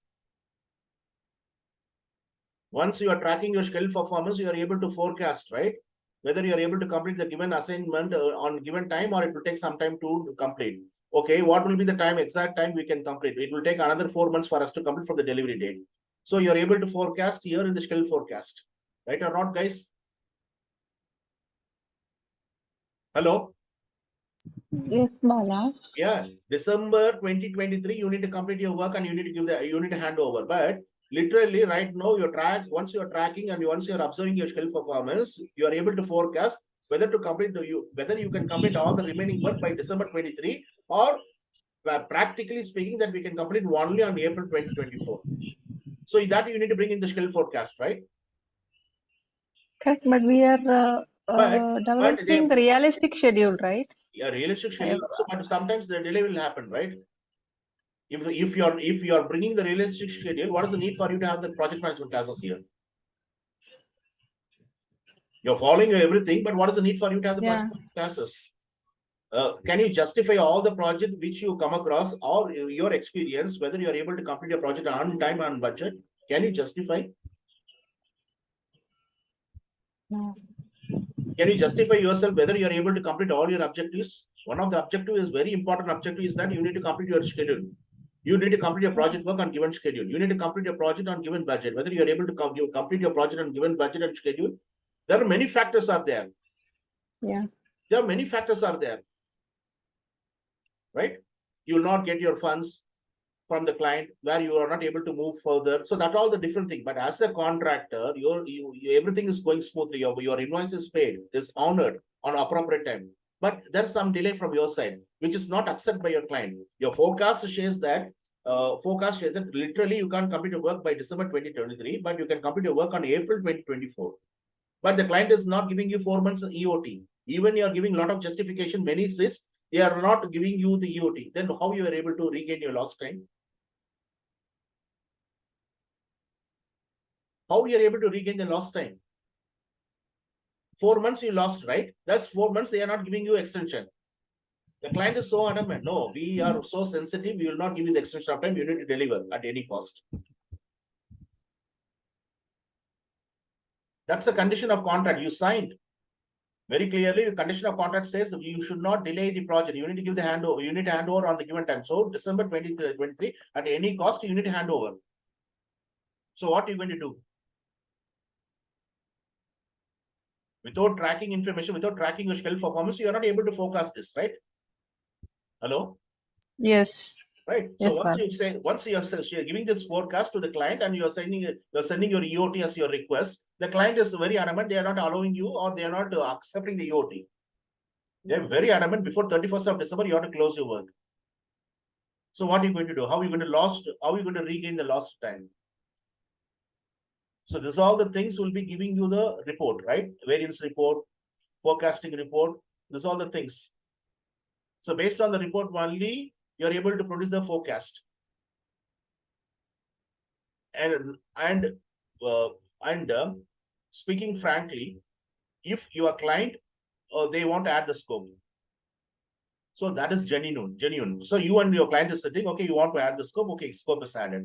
So for that added scope, right, Royal, you need to bring the added schedule, right? You need to just make sure what task I need to perform to deliver that scope, added scope. And what is the start date of that task and what is the completion date of task? What is the total duration for that task? So that task you're going to bring extra that you're going to bring into schedule baseline. The client is accepted, everyone is accepting. That is the other case. But here, the client is very adamant that the forecast report is not accepted. Many you're sitting with them, you're trying to convince them, they are not convinced. They are very adamant that December 13, 2023, you need to deliver. Now, how you are able to regain the lost time? How we are able to regain the lost time? Faisal, Mr. Vijay, Nitin? We need to reschedule and reprioritize, and we can check for fast tracking those kind of techniques. Yes. So what you have to do, you have to use the critical path method. You have to find what all the activities in the critical path. Right or wrong? Because you keep on updating the schedule, you'll be getting the updated schedule. Right now, you need to use the critical path method to see which activities are so critical. And you need to take an approach like, if I'm going to do what? If I'm going to crash it, whether I'm having money or I need to do the fast track. So you need to compress your schedule. And where all the areas you try to apply the leads and lags, here what you're going to do, you're going to adjust. The previous case, you applied your refinements. Right now, you're adjusting your refinements. What all the activities are lead activities, you're going to change lag activities, you're going to change as the lead activities. Right? And where all the areas you can optimize your resources, where all the areas the resources are not utilized, you need to redeploy from the non-critical path to the critical, so you are able to do the resource optimizations. Is that clear or not, guys? Hello? Clear, Bala. It's clear. One question, Bala, Yes, here. ma'am. Yeah. Okay. Actually, we plan to complete the work, for example, July 15th, Okay. but because of approval and all, it is getting extended, postponing to August 15th. Okay. So the target date was July 15th, but Okay. it was now moving. We are reached August 15th, right? Okay, for August 15th. So in that case, yeah, we cannot we cannot use any techniques. The delay is only approval is the problem. Okay. So that's why the go live was not happened. Okay. So in that situation, how we have to give the justification? No, justification in the sense who was delaying that? Delay from the management side. They have to give the approval for the next The management side, go live. it's your own management or it's from the client? Yeah, own management. Or Just it's I'm asking. it's your delay, right? It's your delay, right? Yeah, approval delay. delay. Yeah. It's your delay. Then you have to make sure that what I need to do to just regain the lost time, whether to fast track it, whether to Yeah. crash it. Right? Where all the areas you need to ask your scheduler, where all the areas you apply the leads and lags, try to do the adjustments. Right? So what all the things you brought as a lag, so take that lag and bring us a lead to try to accelerate their activities.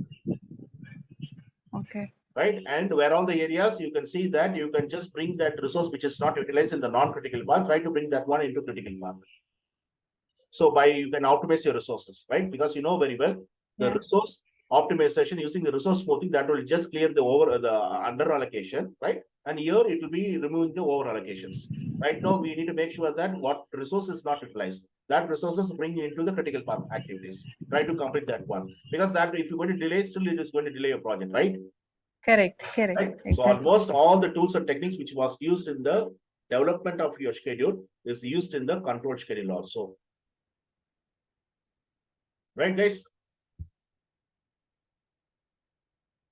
Yeah.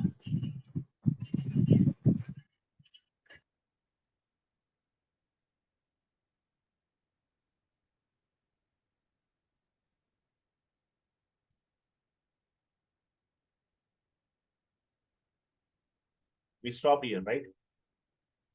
Yes. Okay. So what will be the answer? So we have 6 processes under the schedule management. We have planned schedule management. We have to define the task. Then we need to make sure that we have to bring the task in the sequential order. So we have to sequence your task and we are able to get the schedule network diagram without the time scale. We call that one as a pure logic bar chart. Then we try to estimate the duration for each and every task completion. Already we just assigned the resources. The resource manager has brought the resources. Which resource is going to work for each and every task. Based on that, we are able to estimate the duration and we brought into a duration estimation, right? And using all the output which we collected from all the scheduling process and other process, we are able to develop our schedule. We are able to get the schedule model and we are able to get the schedule baselines, right? So the tools and techniques which is used for us to give the flexibility also, we see the same tools and techniques will be used for you to control your schedule. What all the things, where all the areas you find that you need to regain the lost time, you will be employing the various kind of technique. Before that, you need to do one more time the critical path method to know about which activities are sitting in the critical path and which activities are not sitting in the critical path. So we ought to take a decision on that, whether to go with the fast tracking, whether to go with the crashing, whether to where all the areas we need to adjust the leads and lags. So all these things you have to do to regain the lost time. Okay. So what will be the answer for this 12th one? A project manager is in the rapid development mode on the joint application development. So where it was used here, where this rapid development mode and joint application was used, we will see this. Adaptive. Adaptive. No, both the predictive and adaptive will be using this one. Where which process is going to use this one? We have discussed this one, right? Which process?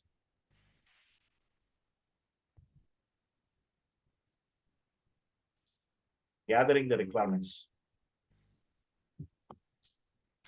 Collect requirements and gathering requirements. We are using something called RAD, right? Rapid Application Development, or JAD, Joint Application Design Deployment.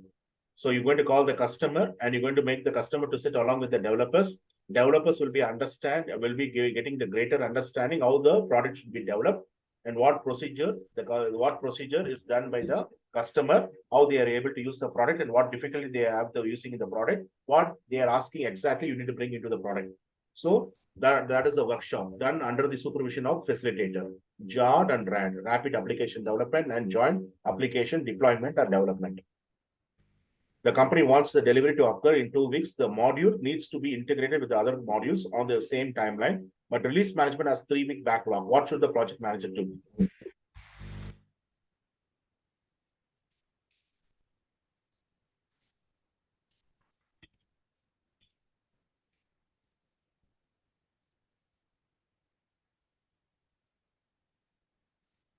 B. B. Okay. Speak to the B for Bala. Yeah. Speak to the stakeholder to resolve the bottleneck, right? The bottleneck. So how to remove the bottleneck? How to make the process get streamlined? So in the Agile, please note on, they will be having to streamline the process where they get a blockade, where something is blocking to the workflow.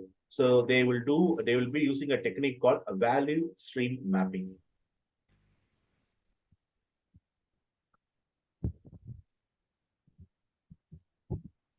Please take this information in your notepad, value stream mapping. If you're going to get this kind of information in the real examination, the value stream mapping is used to it is going to map your process to see the workflow. The workflow should not have any kind of bottleneck or blockade.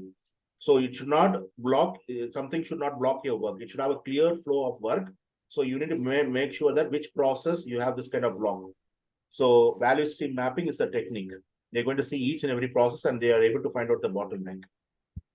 So the answer will be B. It's clear or not, guys? Hello? Yes. Okay. Yes, So Bala. what will be the answer? Yes. Bala, we have not seen question number 11, I guess. Oh, 11, eh?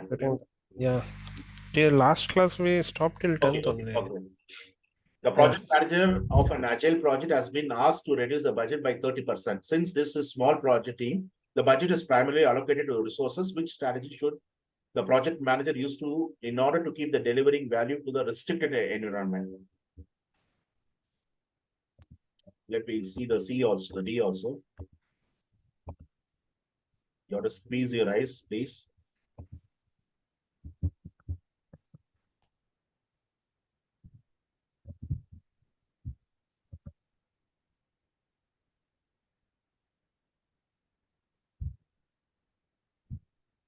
So the management is putting a request to the manager to just reduce the budget 30%.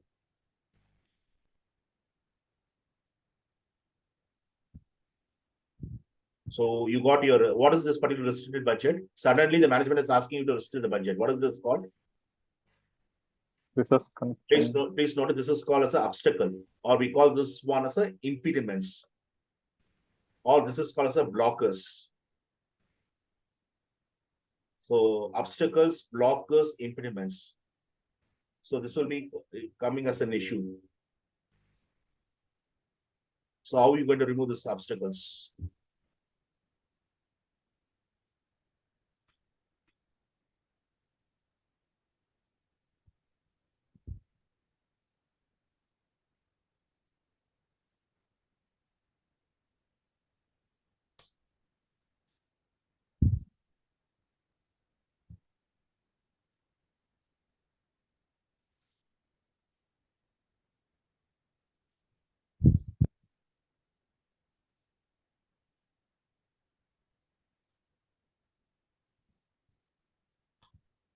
Which one? Definitely A can't be done. Has to be ruled out. Because you can't just put C. the B or C? B, Looks like B. C. B, C. B, B, B, B, B. B sounds more good. They balance the project team in order to accommodate the budget challenges and provide the training to mitigate the risk of low performance. Right? But provide training is we are now budget constraint, right? No, they are not asking you to bring any person from external, right? Okay.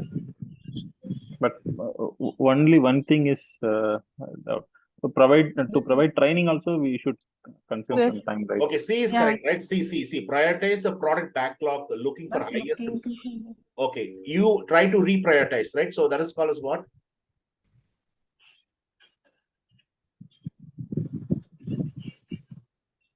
Huh? If you're reprioritizing the items in the product backlog, that is called as what?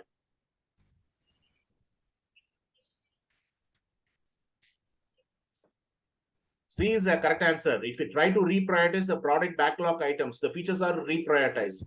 So what is that called?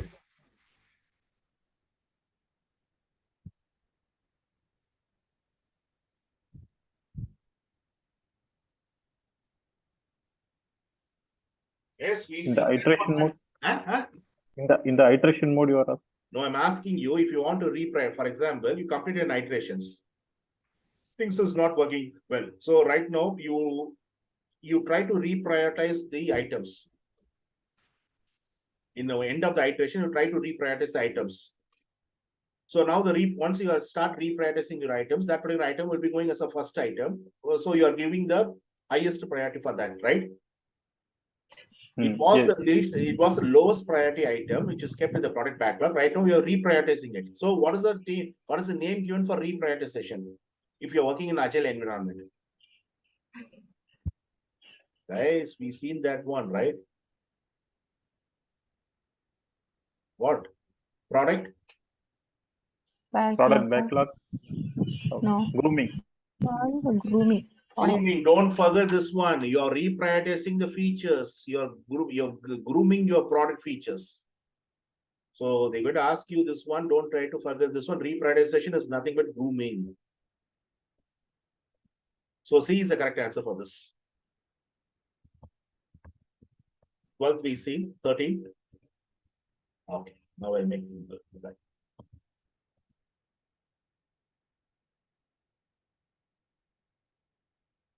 Okay, during the project execution, the risk owner is monitoring the critical speed rate of power engine to eventually trigger the defined risk response strategies. During the risk assessment and management process phase, it was defined that power engine has following characteristics. 1600 rate per minute, it will stop work and crashes the system.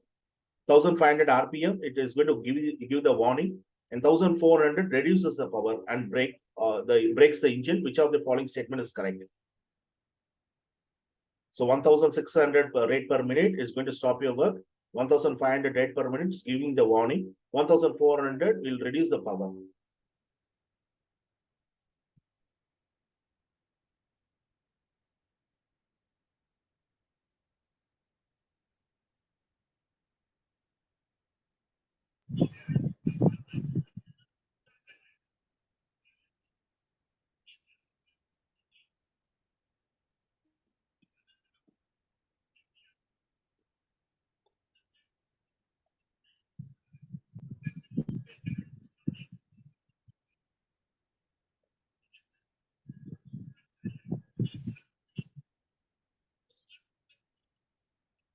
What is your answer? C. Delta D. 1600 rate per minute is an event that triggers the response strategy. Okay. 1500 RPM is a project issue. Yeah, okay. 1400 RPM is project. Can we go with the D?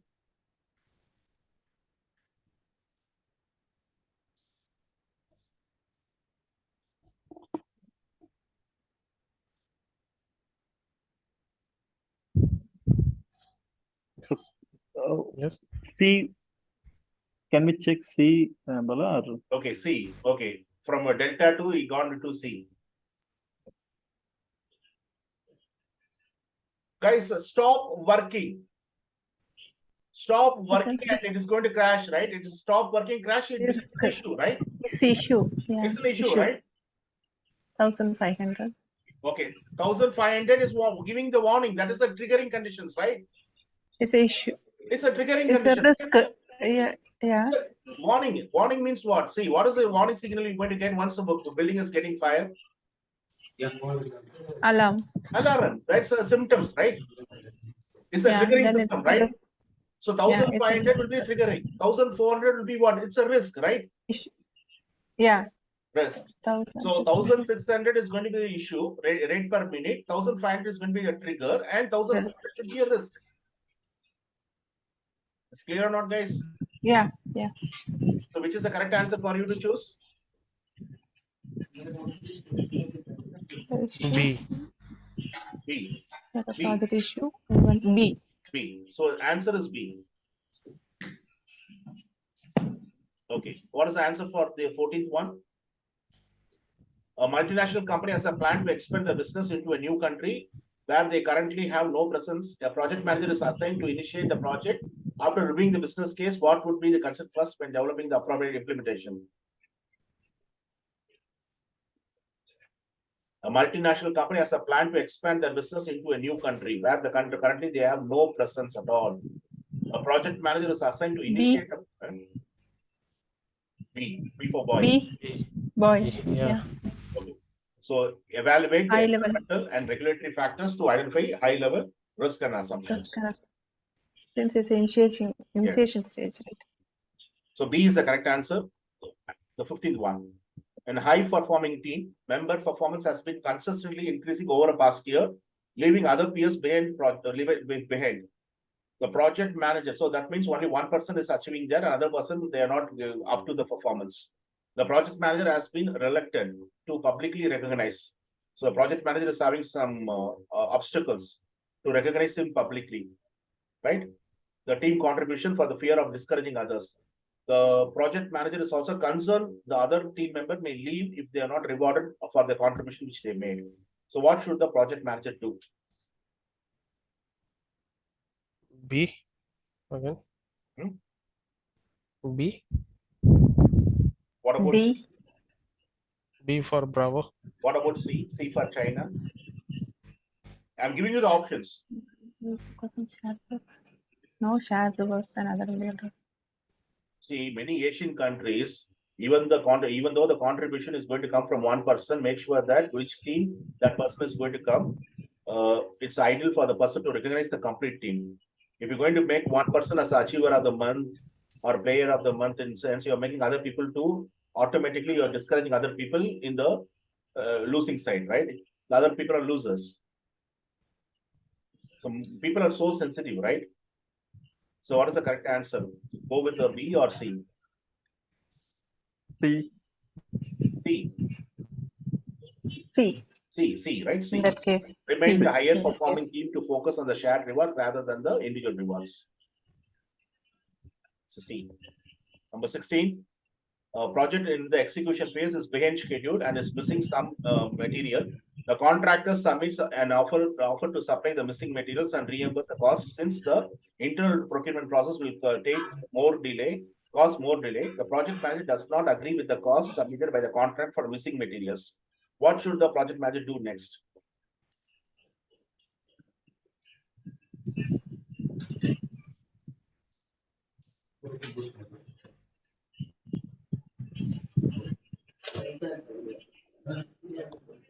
So what you would do? B. B instance. Bala. Bala. B for Bala. Okay. B, yeah, B for Bala. She's saying that. Or D. Update the procurement strategy and negotiate with the Okay, the contractor. project manager does not agree with the cost submitted by the contractor for missing material. Yeah. What will the project manager do next? He cannot go to the project sponsor. Okay. Ruled out. B. C, we cannot go. Okay, review the offer and reduce the cost. We cannot take the call. Okay. Management plan is the guidance document, right? Yeah. Procurement strategy will be having three things to do. One is the delivery approach. What is the delivery approach you have? Whether you will be delivering the professional services or you do turnkey projects, so that will be delivery approach. The second procurement strategy will be like the payments, how we are able to tie the payments with the contract. The third one is how we are able to phase your procurements. So how are you going to sequence your procurements process? How you are able to check? D. B. Update the procurement strategy and negotiate with the contractors. Right? So 16, it will take D. 17. During the execution of the project manager notices that only one team has one of the technical skills needed to build the product. The project manager is afraid this might have a future impact on the quality and schedule because most of the upcoming activities will require at least 3 people with the specific skills. Which 2 actions should the project manager take to prevent the team from being unqualified? You have to choose 2. So it's a multiple answers. D for Denmark. Okay. B, knowledge sharing.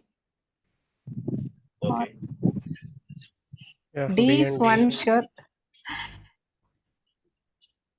Again, B for Bala. Can we go? Yeah, B and D. Yeah, D. Please note on encouraging working in pairs and knowledge sharing is called as the pair programming. Please note on that pair programming. Pair programming. Pair programming is very common in the agile industry. Pairing the juniors with the seniors. Now the junior will take the driver's seat. So he has to follow the instruction of the senior. So the junior is called as a driver. And the senior who is going to give the proper direction, teach him, is called as a navigator. So he's going to, the juniors are drivers and the seniors are navigators. So this is called as a pair programming. Okay, encourage the working in pairs and knowledge, that is the correct answer. So go with the C or D, the second option.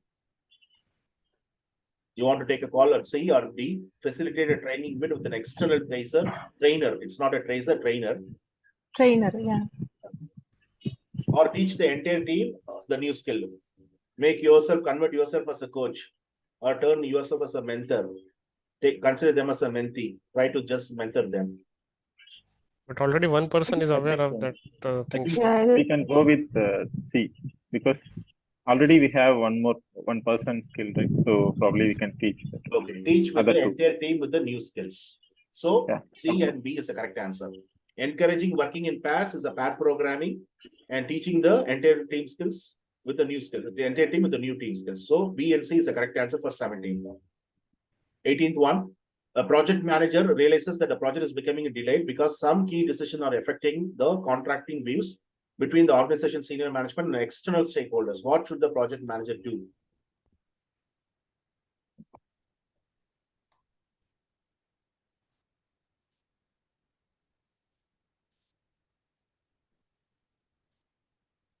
So you and your external stakeholders is having a contracting views. Yeah.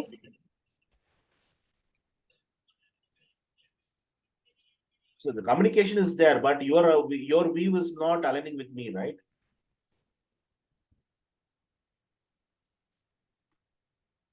Some decisions you are not able to accept it. There is something contradictory. C. Huh? Charlie. What about a D?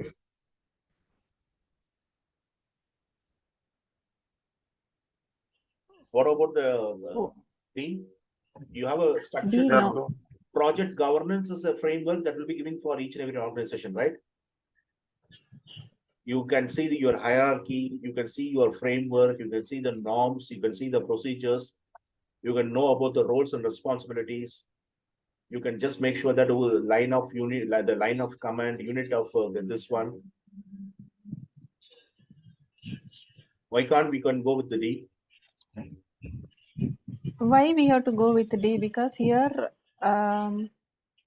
key decisions are affected by Yeah, the key contracting decisions view are due to affected in sense that means your organization structure, you don't have a, you would have got your poor structure, right?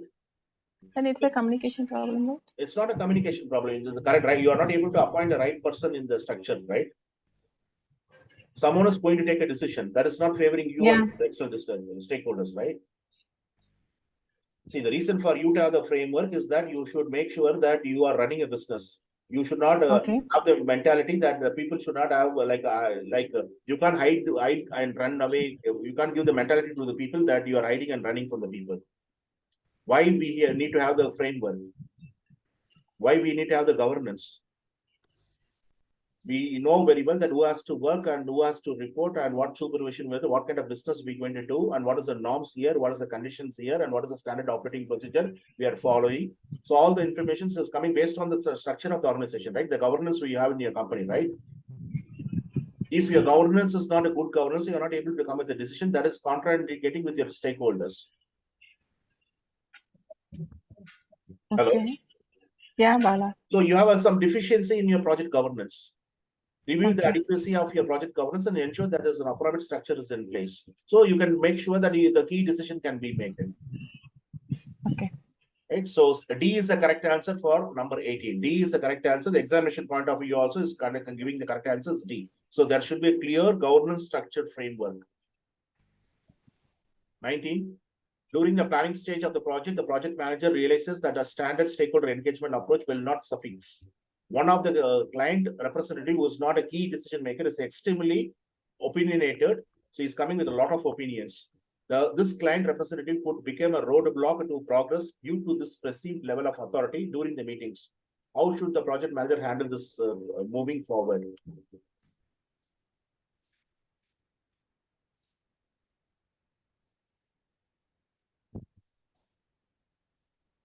C, Charlie. Okay, allocate time to gain buy-in Buy-in. from the stakeholder prior to the key decision meetings. So buy-in is a business stream for you to move forward, right? So 19, allocate a time to gain buy-in from the stakeholder prior to key decision making meetings. So what is the answer for this 20th? The project team is having difficulties in understanding the details requirement regarding the requirements. The information was not initially provided by the customer, but the information is critical in the current iteration for clarification on how many tasks need to accomplish. How should the project manager approach these situations?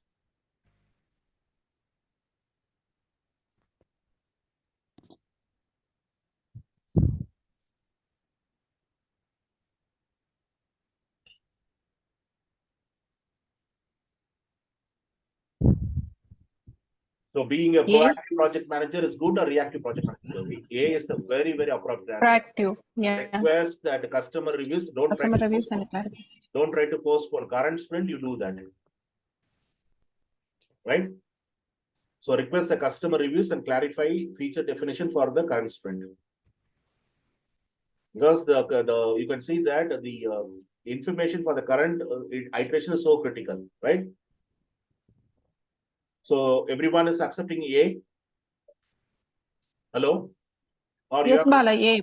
Okay, Yeah. only 1%, but other people I need to ask other people's opinion, right? Yes, sounds So good. A is correct. A is correct. So 21. Team members are having a discussion with the project manager at the last retrospective meeting. The team realized that the obsolete equipment could affect the next iteration of the project. The team recommends buying a new equipment because it is critical to the success of the final deliverable. What should the project manager do next?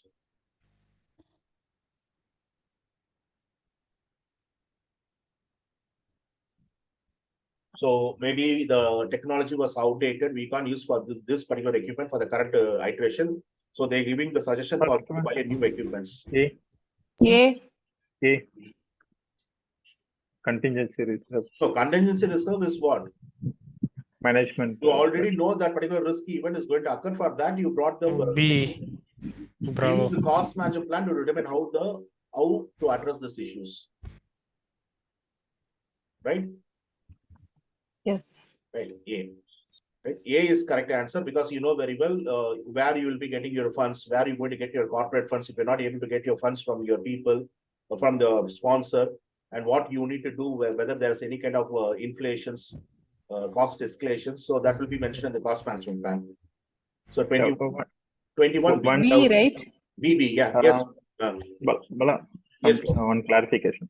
So in the B, how to address this issue? If issue means it is occurred, right? yeah. But occurred. here in the question, It's occurred, right? Already occurred, right? It's outdated. That particular equipment is obsolete. That means you're no use. Issue is already occurred, right?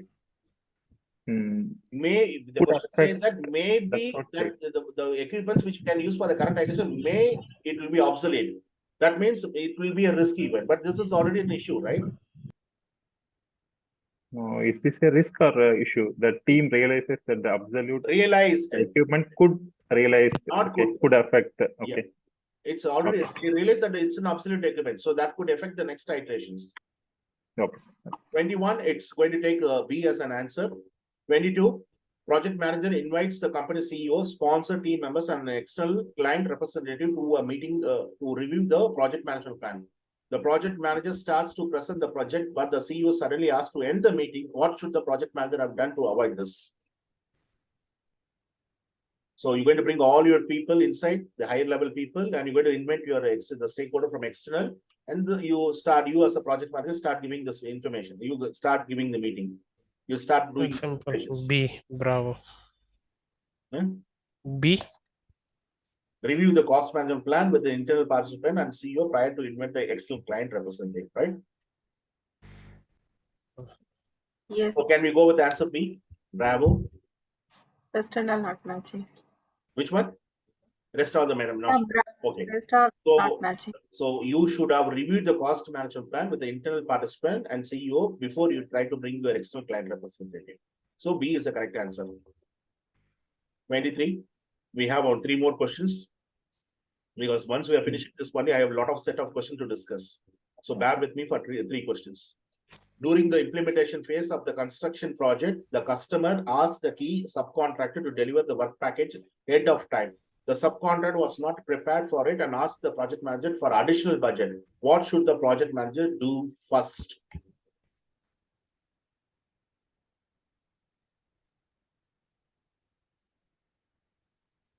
C. Hmm? C. Charlie. Okay. Any other answer? Not to go with the D. Submit a change request to accelerate the D. project. D, that's what I'm thinking. Change request. Okay, change request to accelerate the project as requested. But additional budget is needed, right? Needed, but just like that, we cannot take it, right? It's Okay. a process. What he has to do first. See, do first instance, suddenly he can't go and do this change request, fill the form, send the form through the workflow engine. He can't do that, right? You need to evaluate the changes, right? Evaluate, yeah, evaluation. Okay, we that's don't no have then. Then anything, what right? we have to do?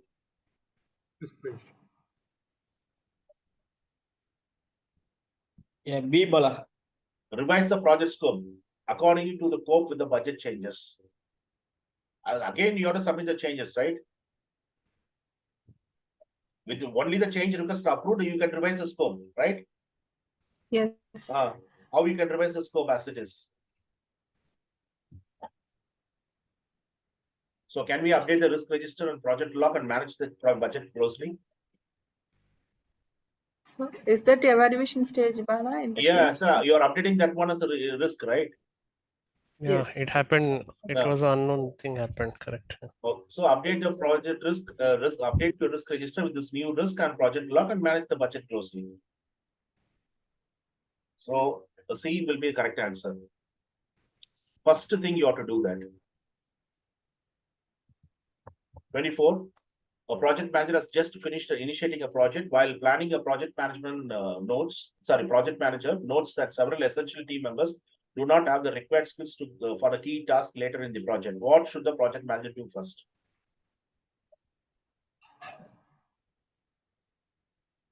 So if you find A. that, Alpha. A. Alpha. okay, so A. the resource management plan and ensure that A. With training. last for the day, not the least. The 25.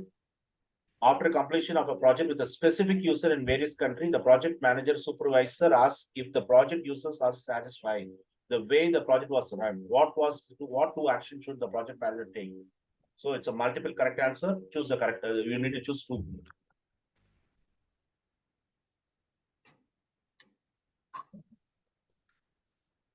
A and C, Alpha and Charlie.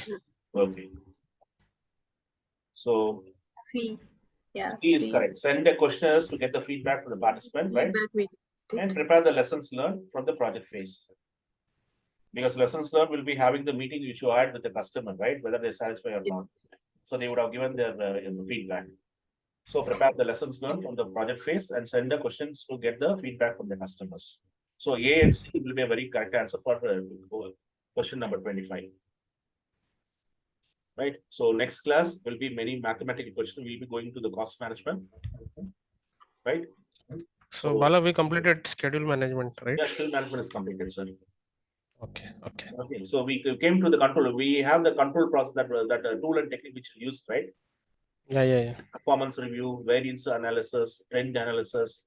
So that all the same kind of tool and technique will be used for you to track and to report your cost performance. And the same tool and technique will be used for you to control your cost also. So we'll be seeing all together there. All right. Right? So can I take a leave? Yeah, Bala. Bala. Thank Can we you. meet Thank you on so Tuesday? much. Thank you. So next week it will be completely mathematical questions. 30 questions. Come with your calculators, please. Okay.